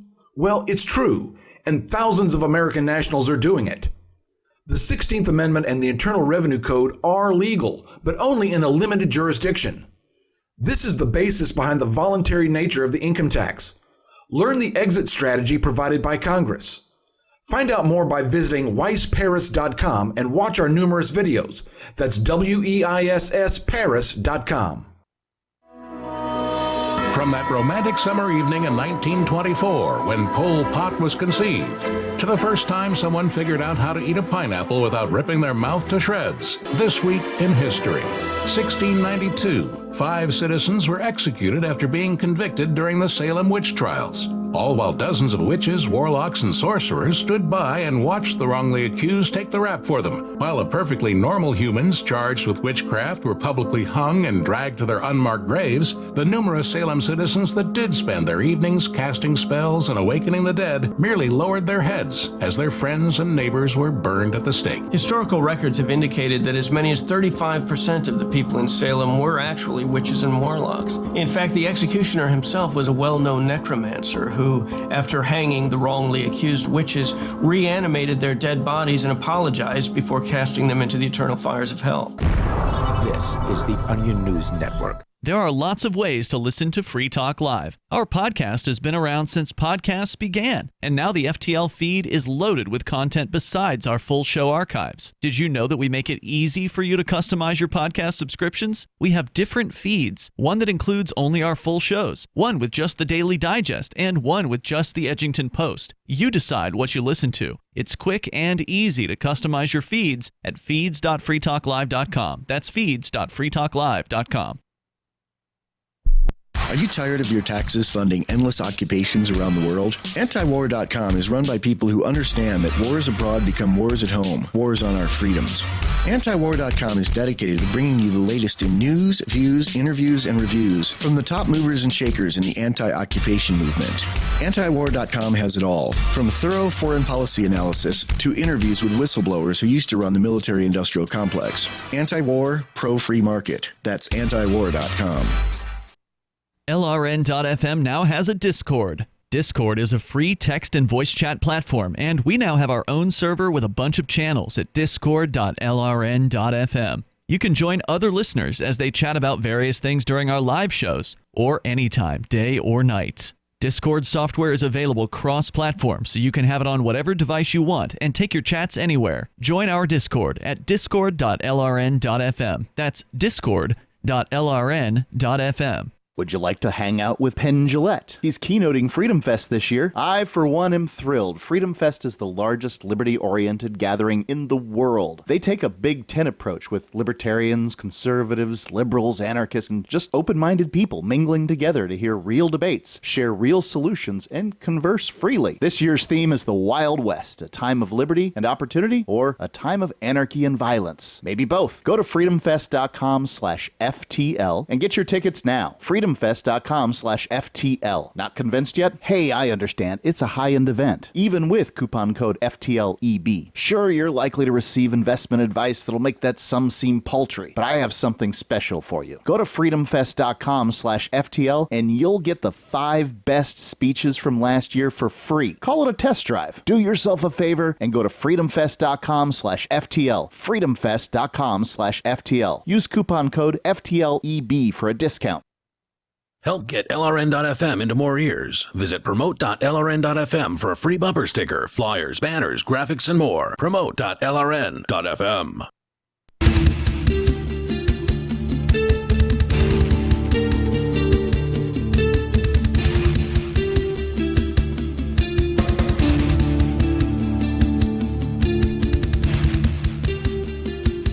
Welcome back. This is the Call to Freedom. As always, you're invited to give us a call. That number is 603-283-6160. Again, that's 603-283-6160. Or if you want clearer quality, you can use the Discord call-in lines, which you can find at discord.lrn.fm. Now, during the break, I don't know how we haven't talked about it. Actually, I do know how we haven't talked about it prior to the prior this week on the show. I mean, there's this other crap going on, and I've been kind of distracted. So evidently, there are allegations that Julian Assange is being tortured and that he is not fit to stand trial. The allegations from WikiLeaks is that from his time in the embassy in inhumane conditions, so they're really not happy with the Ecuadorian embassy, and they're doing everything they can to make sure people know it. Nobody's happy with them right now. No, because this is ultimately on them. They were the ones who evicted Julian Assange, but I totally get why they did it. And this is more evidence of that, rather than saying, you know, we appreciate the Ecuadorian embassy for granting him asylum, but those conditions have they damaged his mental facility, whatever. Now, you spend 7 years in 3 rooms, and you see how you like it. A United Nations expert on torture claims that WikiLeaks founder Julian Assange is not fit to stand trial, and that he showed all symptoms typical of prolonged exposure to psychological torture.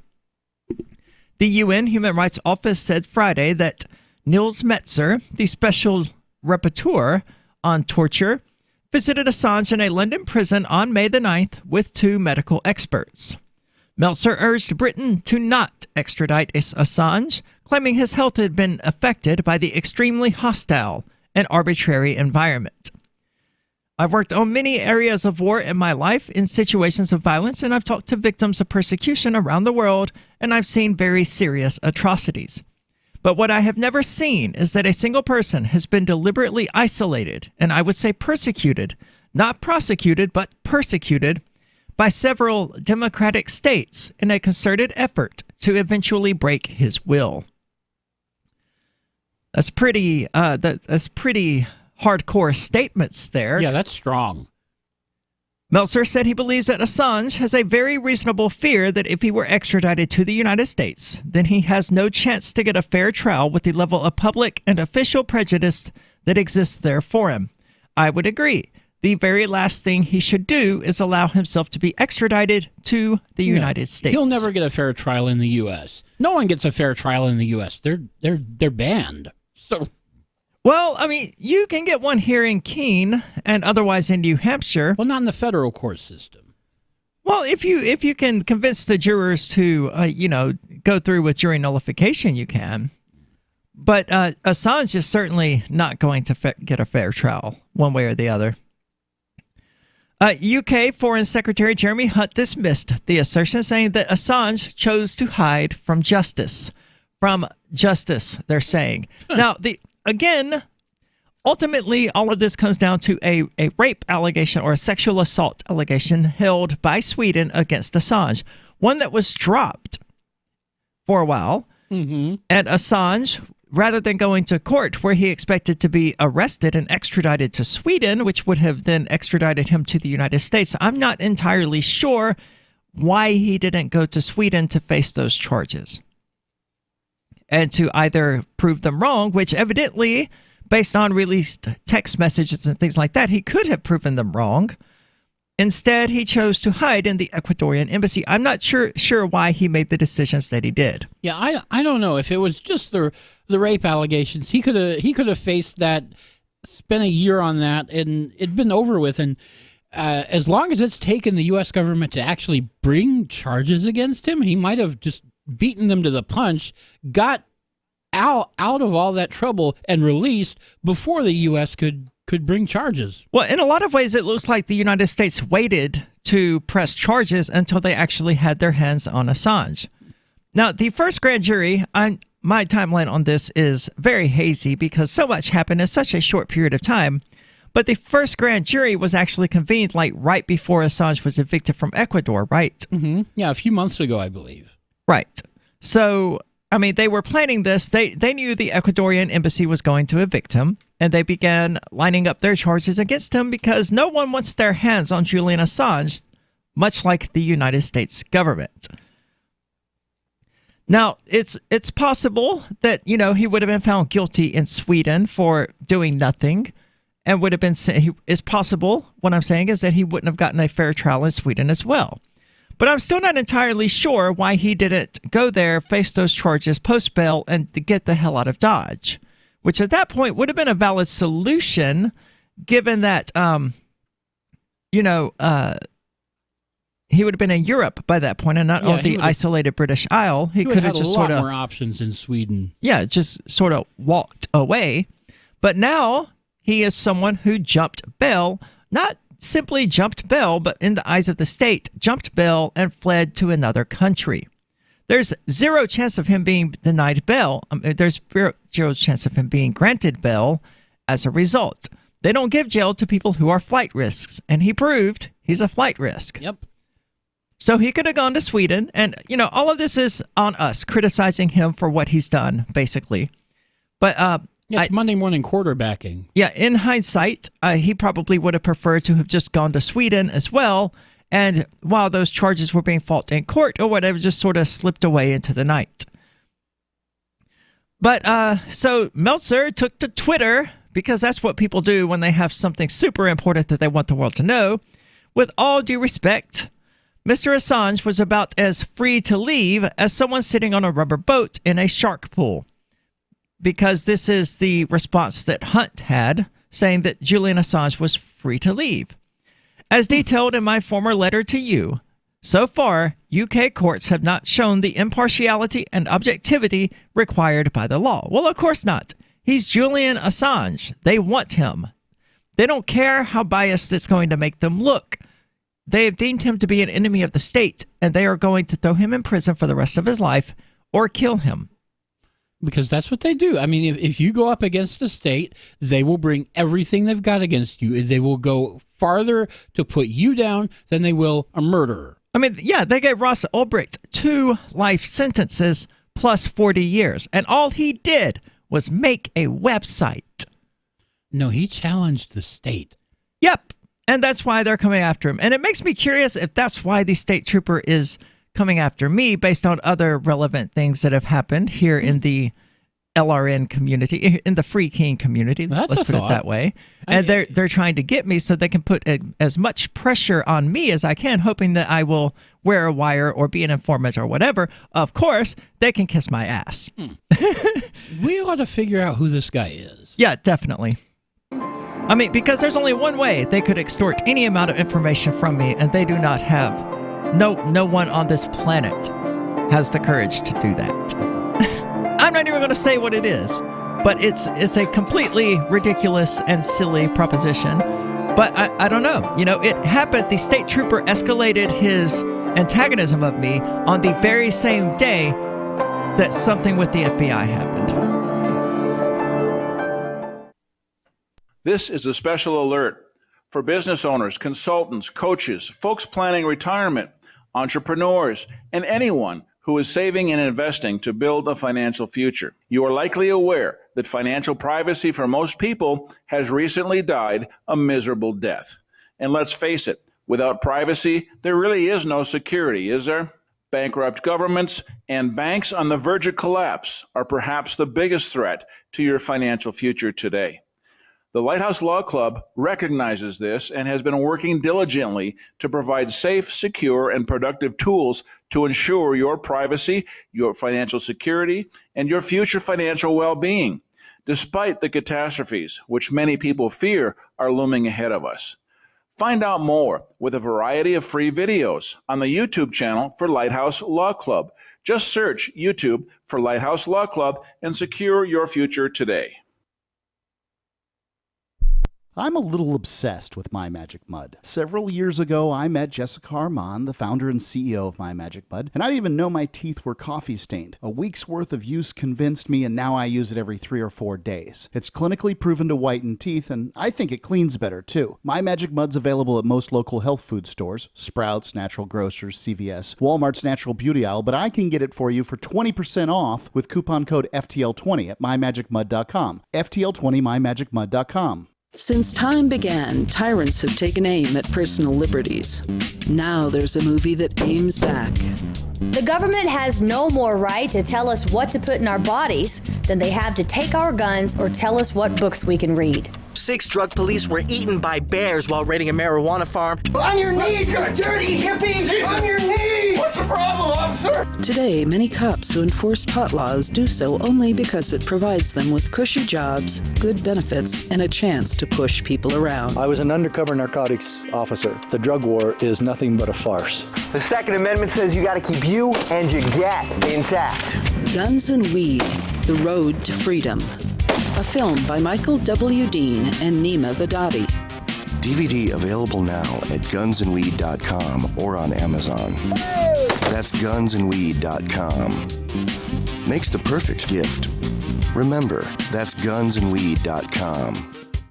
The LRN.FM social media channels have been revamped. We've eliminated Facebook and focused on other platforms like Twitter and Mastodon, the decentralized alternative to Twitter. On our accounts, you'll find posts from multiple LRN.FM show hosts together in one place. Follow us on Twitter at twitter.lrn.fm, or better yet, move to the decentralized Mastodon social media platform at toot.lrn.fm, toot.lrn.fm.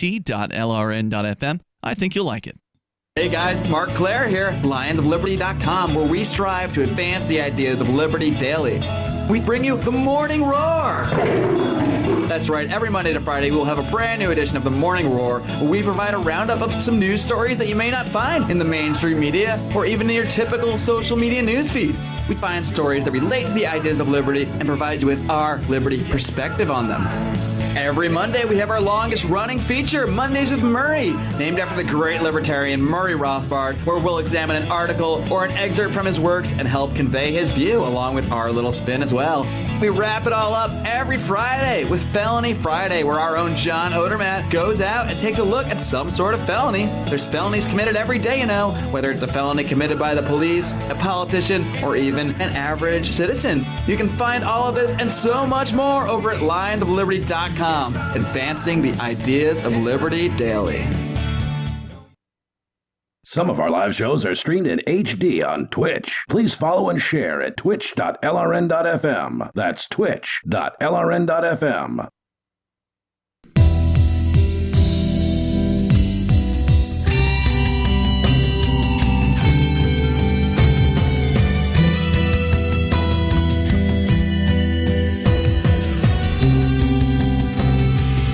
Welcome back. This is the Call to Freedom.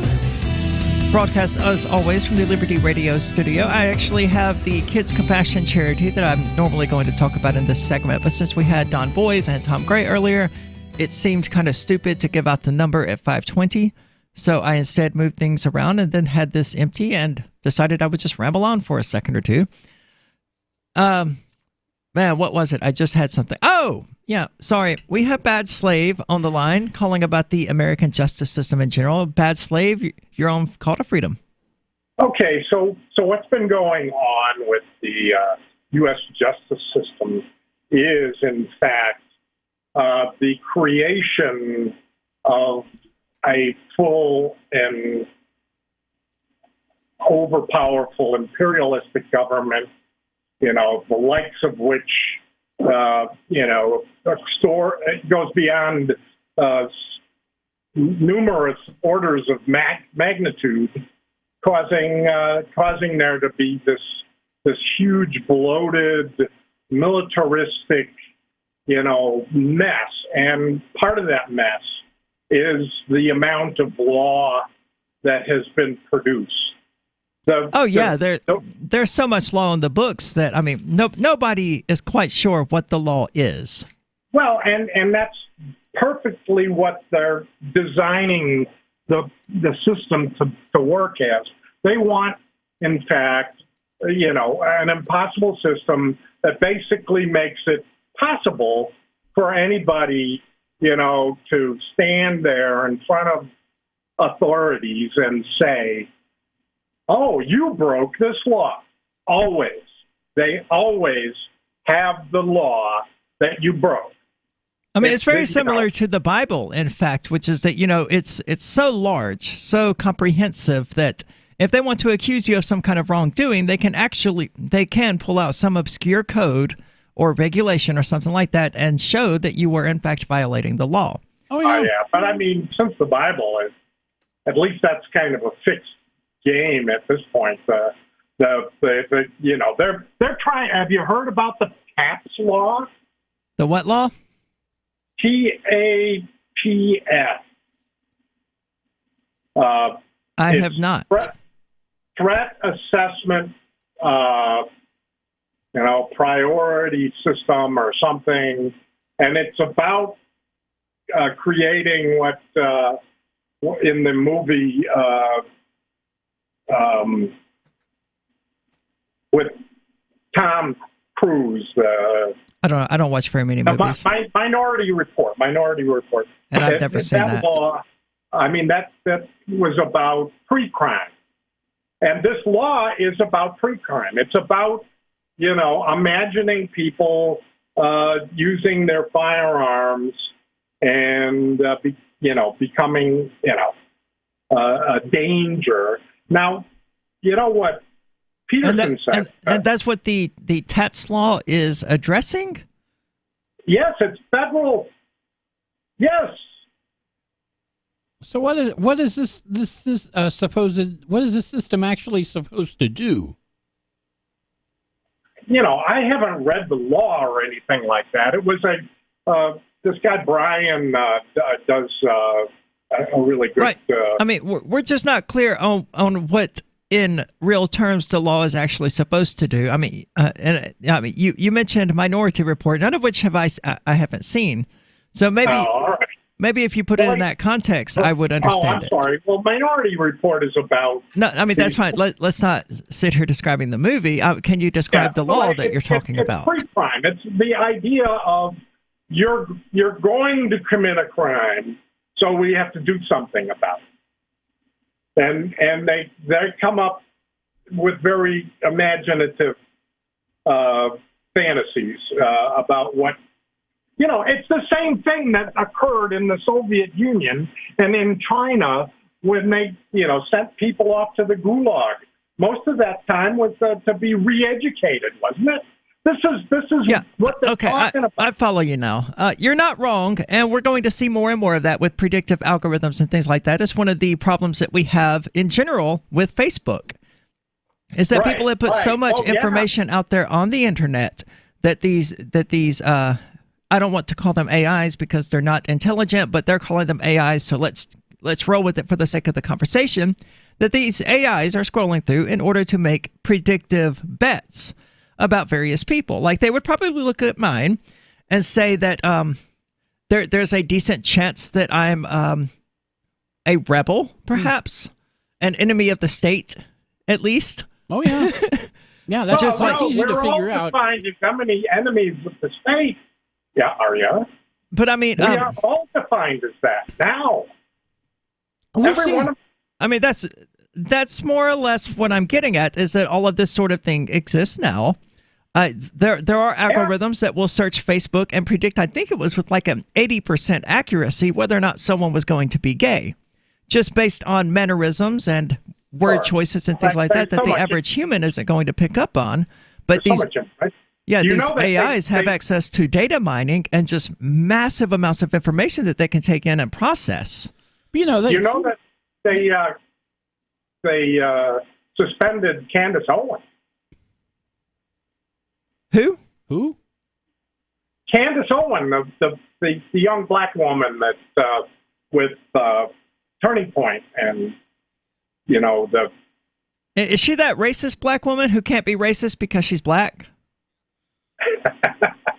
She's not racist at all. I mean, you may believe she is, but I know I followed her, and she's a a conservative. She's close with Prager University and all that sort of thing. But I mean, that's all kind of mainstream stuff. But they nailed her, and then they said, oh, they even had a party.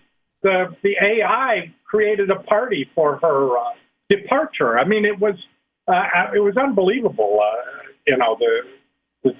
Hold on. The AI threw a party after getting Candace Owens fired from Turning Point. No, suspended from Facebook. The AI threw a party after getting Candace Owens suspended from Facebook. Correct. That's what this other website claims. I don't know, but she was the one that brought it forward. I actually was awarded on Facebook for being a top fan of Candace's, and I'm really not a top fan of Candace. I don't dislike her, and I think she's for a kind of liberty-based conservative. She's very good. She's way better than Trump. Well, I mean, it's not hard to be better than Trump. I mean, the turd that my cat dropped out of it this morning is better than Trump. And probably smells better. I'd say that there's an order of magnitude difference between Trump and Hillary, but I would say that they were two sides of the same coin. Hillary wanted to target Russia with war, and Trump wanted to target China. Aria. Well, I mean, you listed a Turning Point, so I'm not surprised that we disagree about Trump. No, I don't listen to Turning Point. I listen to everything. Okay. Fair point. You are listening to our show, so that's a fair point. Yep. Well, I listen to all the most out there stuff there is. MSNBC. coast to coast? No, I avoid the liberal cabal of the normal MSM. I pay a little attention to Fox. Well, Bad Slave, I want to thank you for the call. That's an excellent point. That the algorithms, the artificial intelligence, they're increasingly being used to make predictions about our behavior. And the more data they have access to, the more accurate their predictions are going to be. And we may yet get to a point where these algorithms predict that you're going to buy drugs that night, and you get arrested before you even do it. This is the Call to Freedom.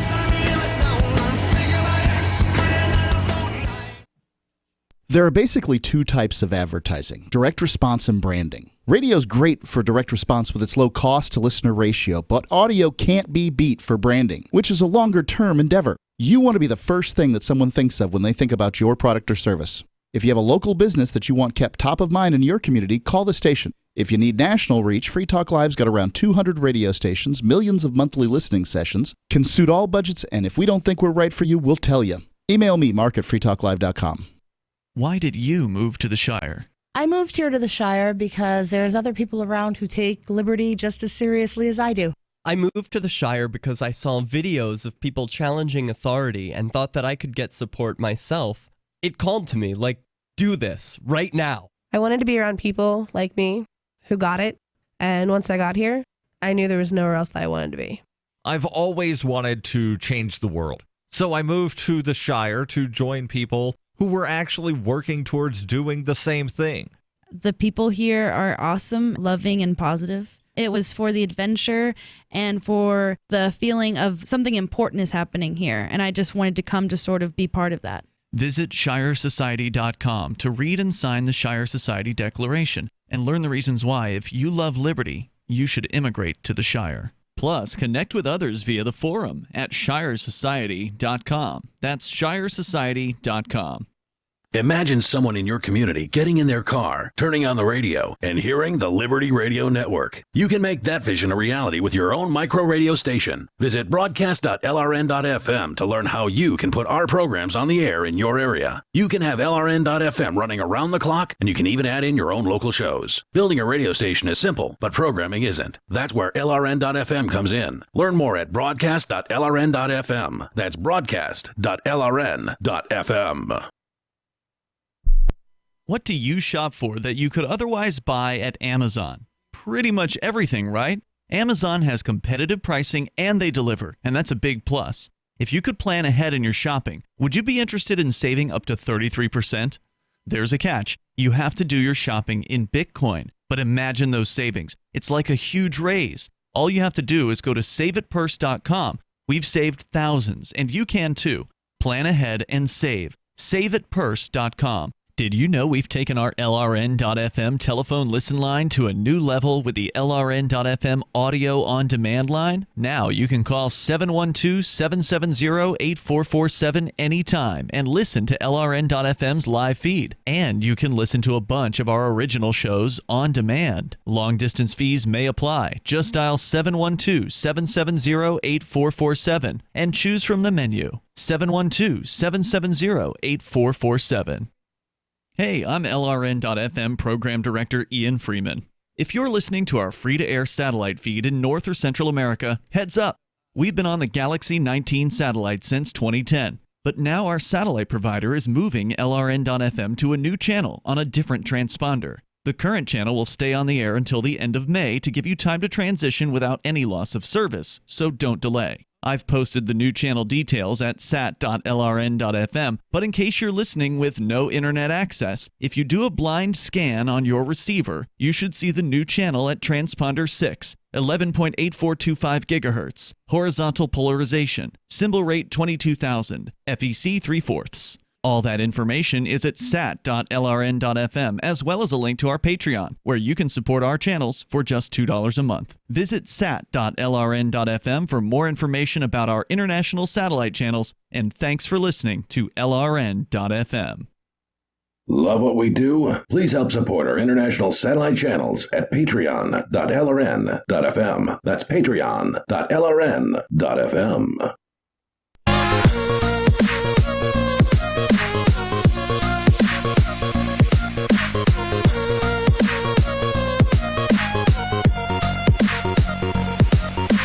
Welcome back. This is the Call to Freedom. And if you've been listening to the show regularly and have been wondering how you can help and show your support, well, social media shares go a long way, but so does cash. And you can do that by using Patreon at patreon.com/call-to-freedom. Our wonderful sponsors there are currently helping to keep the show up and running, and we can't thank them enough for that. Once more, that's patreon.com/call-to-freedom if you would like to check it out.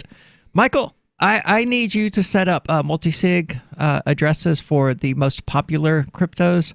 I've never done it. I've never looked into doing it. I'm certain I could figure it out. Yeah, I could figure it. Yeah, I'll get on that this weekend. That would be awesome. That's been on my to-do list for a long time. And oh, I know how that goes. How long was I going to add the show to iTunes before I finally did it? Months? No, this has been on my to-do list for years. And I haven't gotten to it. So, well, we need some specifically for Call to Freedom that no one person can access to make things simpler. I don't want to just, snap a QR code onto my wallet and throw it on the show because I don't want to do it that way. I'd rather it be a multi-sig thing. So soon you will be able to send crypto to the show if you would like. Crypto. Do we have a website? No. Okay. It's paid for with crypto, the website is, and I'm currently not holding any crypto. We lost two of our largest sponsors this month on the show, so actually that becomes due tomorrow, so I get to pay that. I don't know why I looked at my head like I'm wearing a watch. It's Friday. It's the end of the day. My brain has totally checked out. My brain was totally fried all week. Yeah, it has. I mean, especially yesterday. It was just not working. Even if I had the energy to do the show, my brain just wasn't there to do it. Boy, that's a lot of really great clips to come out of today. Oh yeah, there's a gold mine in there. Yeah, you'll definitely want to come back.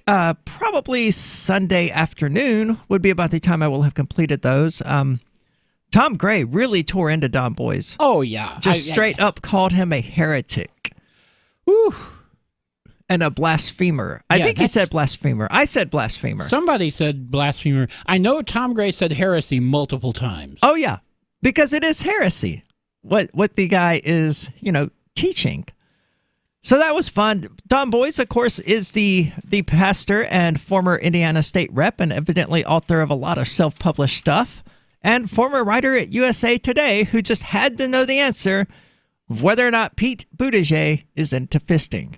How gay is he? And this led to a really fascinating conversation, not necessarily about homosexuality, but about fisting and sodomy in heterosexual relationships.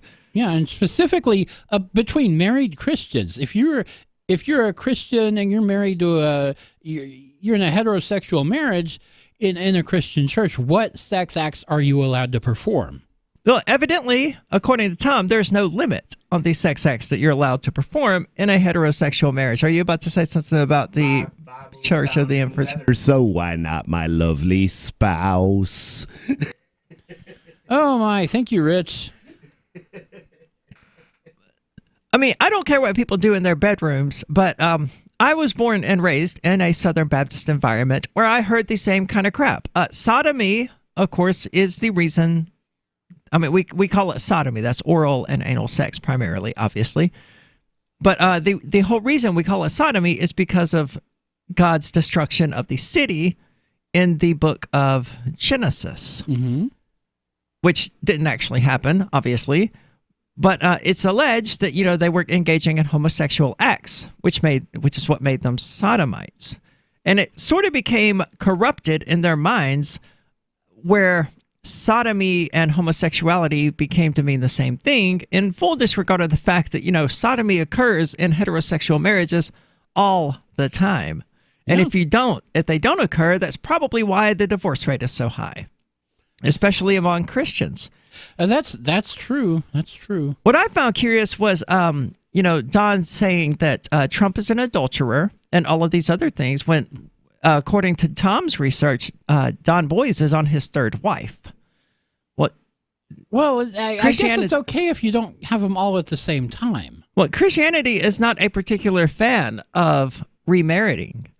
Well, that was the big reform when Henry VIII broke away from the Catholic Church. He wanted to get divorced, and the church wouldn't let him, so he said, well, I'll make my own church with blackjack and hookers.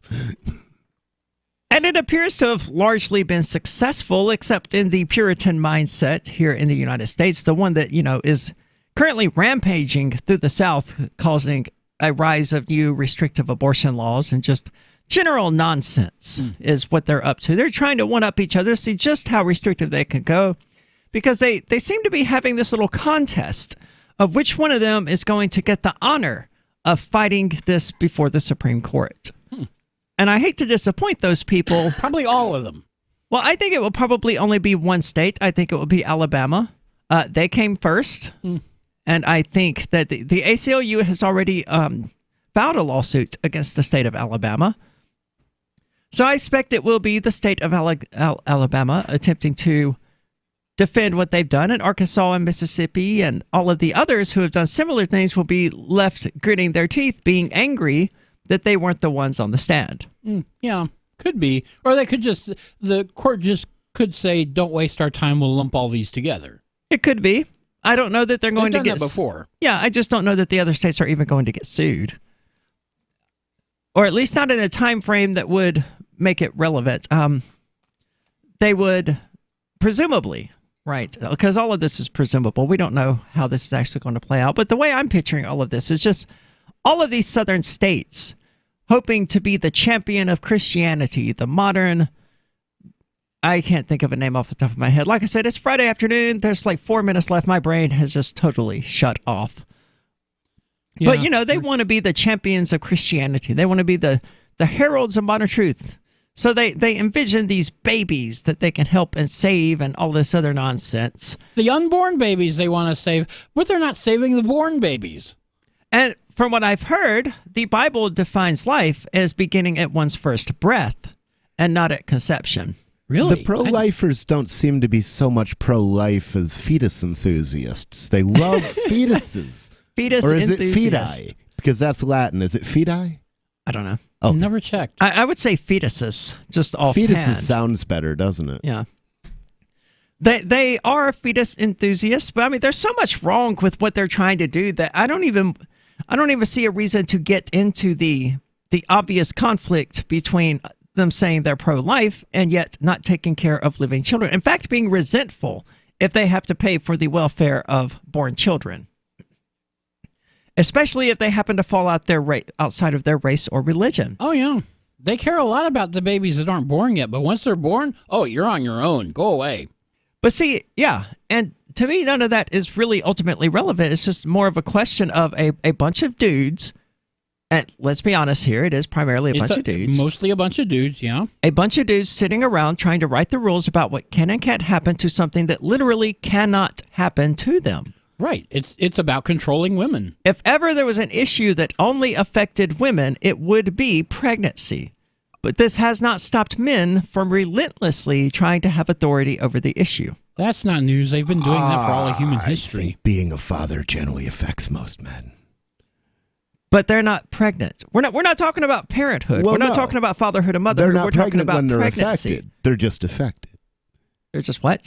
They're not pregnant when it affects them, but it definitely affects them. A lot of times, a pregnancy will change somebody's life completely.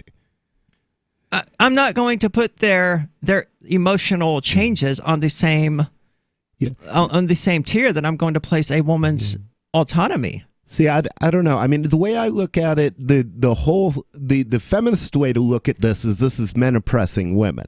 The humanist way to look at this is all medical regulation is wrong, and all medical regulation and the regulations on my prostate surgery are not there because a bunch of women hated men and voted to regulate my prostate surgery. Okay? They're there because the same people who regulate all medical care regulate my prostate surgery. And what they need to stop doing is let me interject because anything. You're wrong and that's silly. You're ignoring all of human history when you say that, your prostate isn't regulated because women sat around writing the laws about it. Historically, men have sat around writing the laws about what women can and can't do. And they've also it's sat only around writing laws about what my about what I can do with my prostate. So what you've got is not men against women; no, they it's haven't. the state against us. No, they haven't. Prostate regulations, they won't have existed for more than a century. What I'm talking about goes back thousands of years of oppression and regulation. Doesn't go back thousands of years. No, but regulation of women and what they can and can't do goes back thousands of years. So does regulation of men. By men. This has been the Call to Not Freedom. always. Don't go anywhere, There were though, because Free Talk Live is coming up next.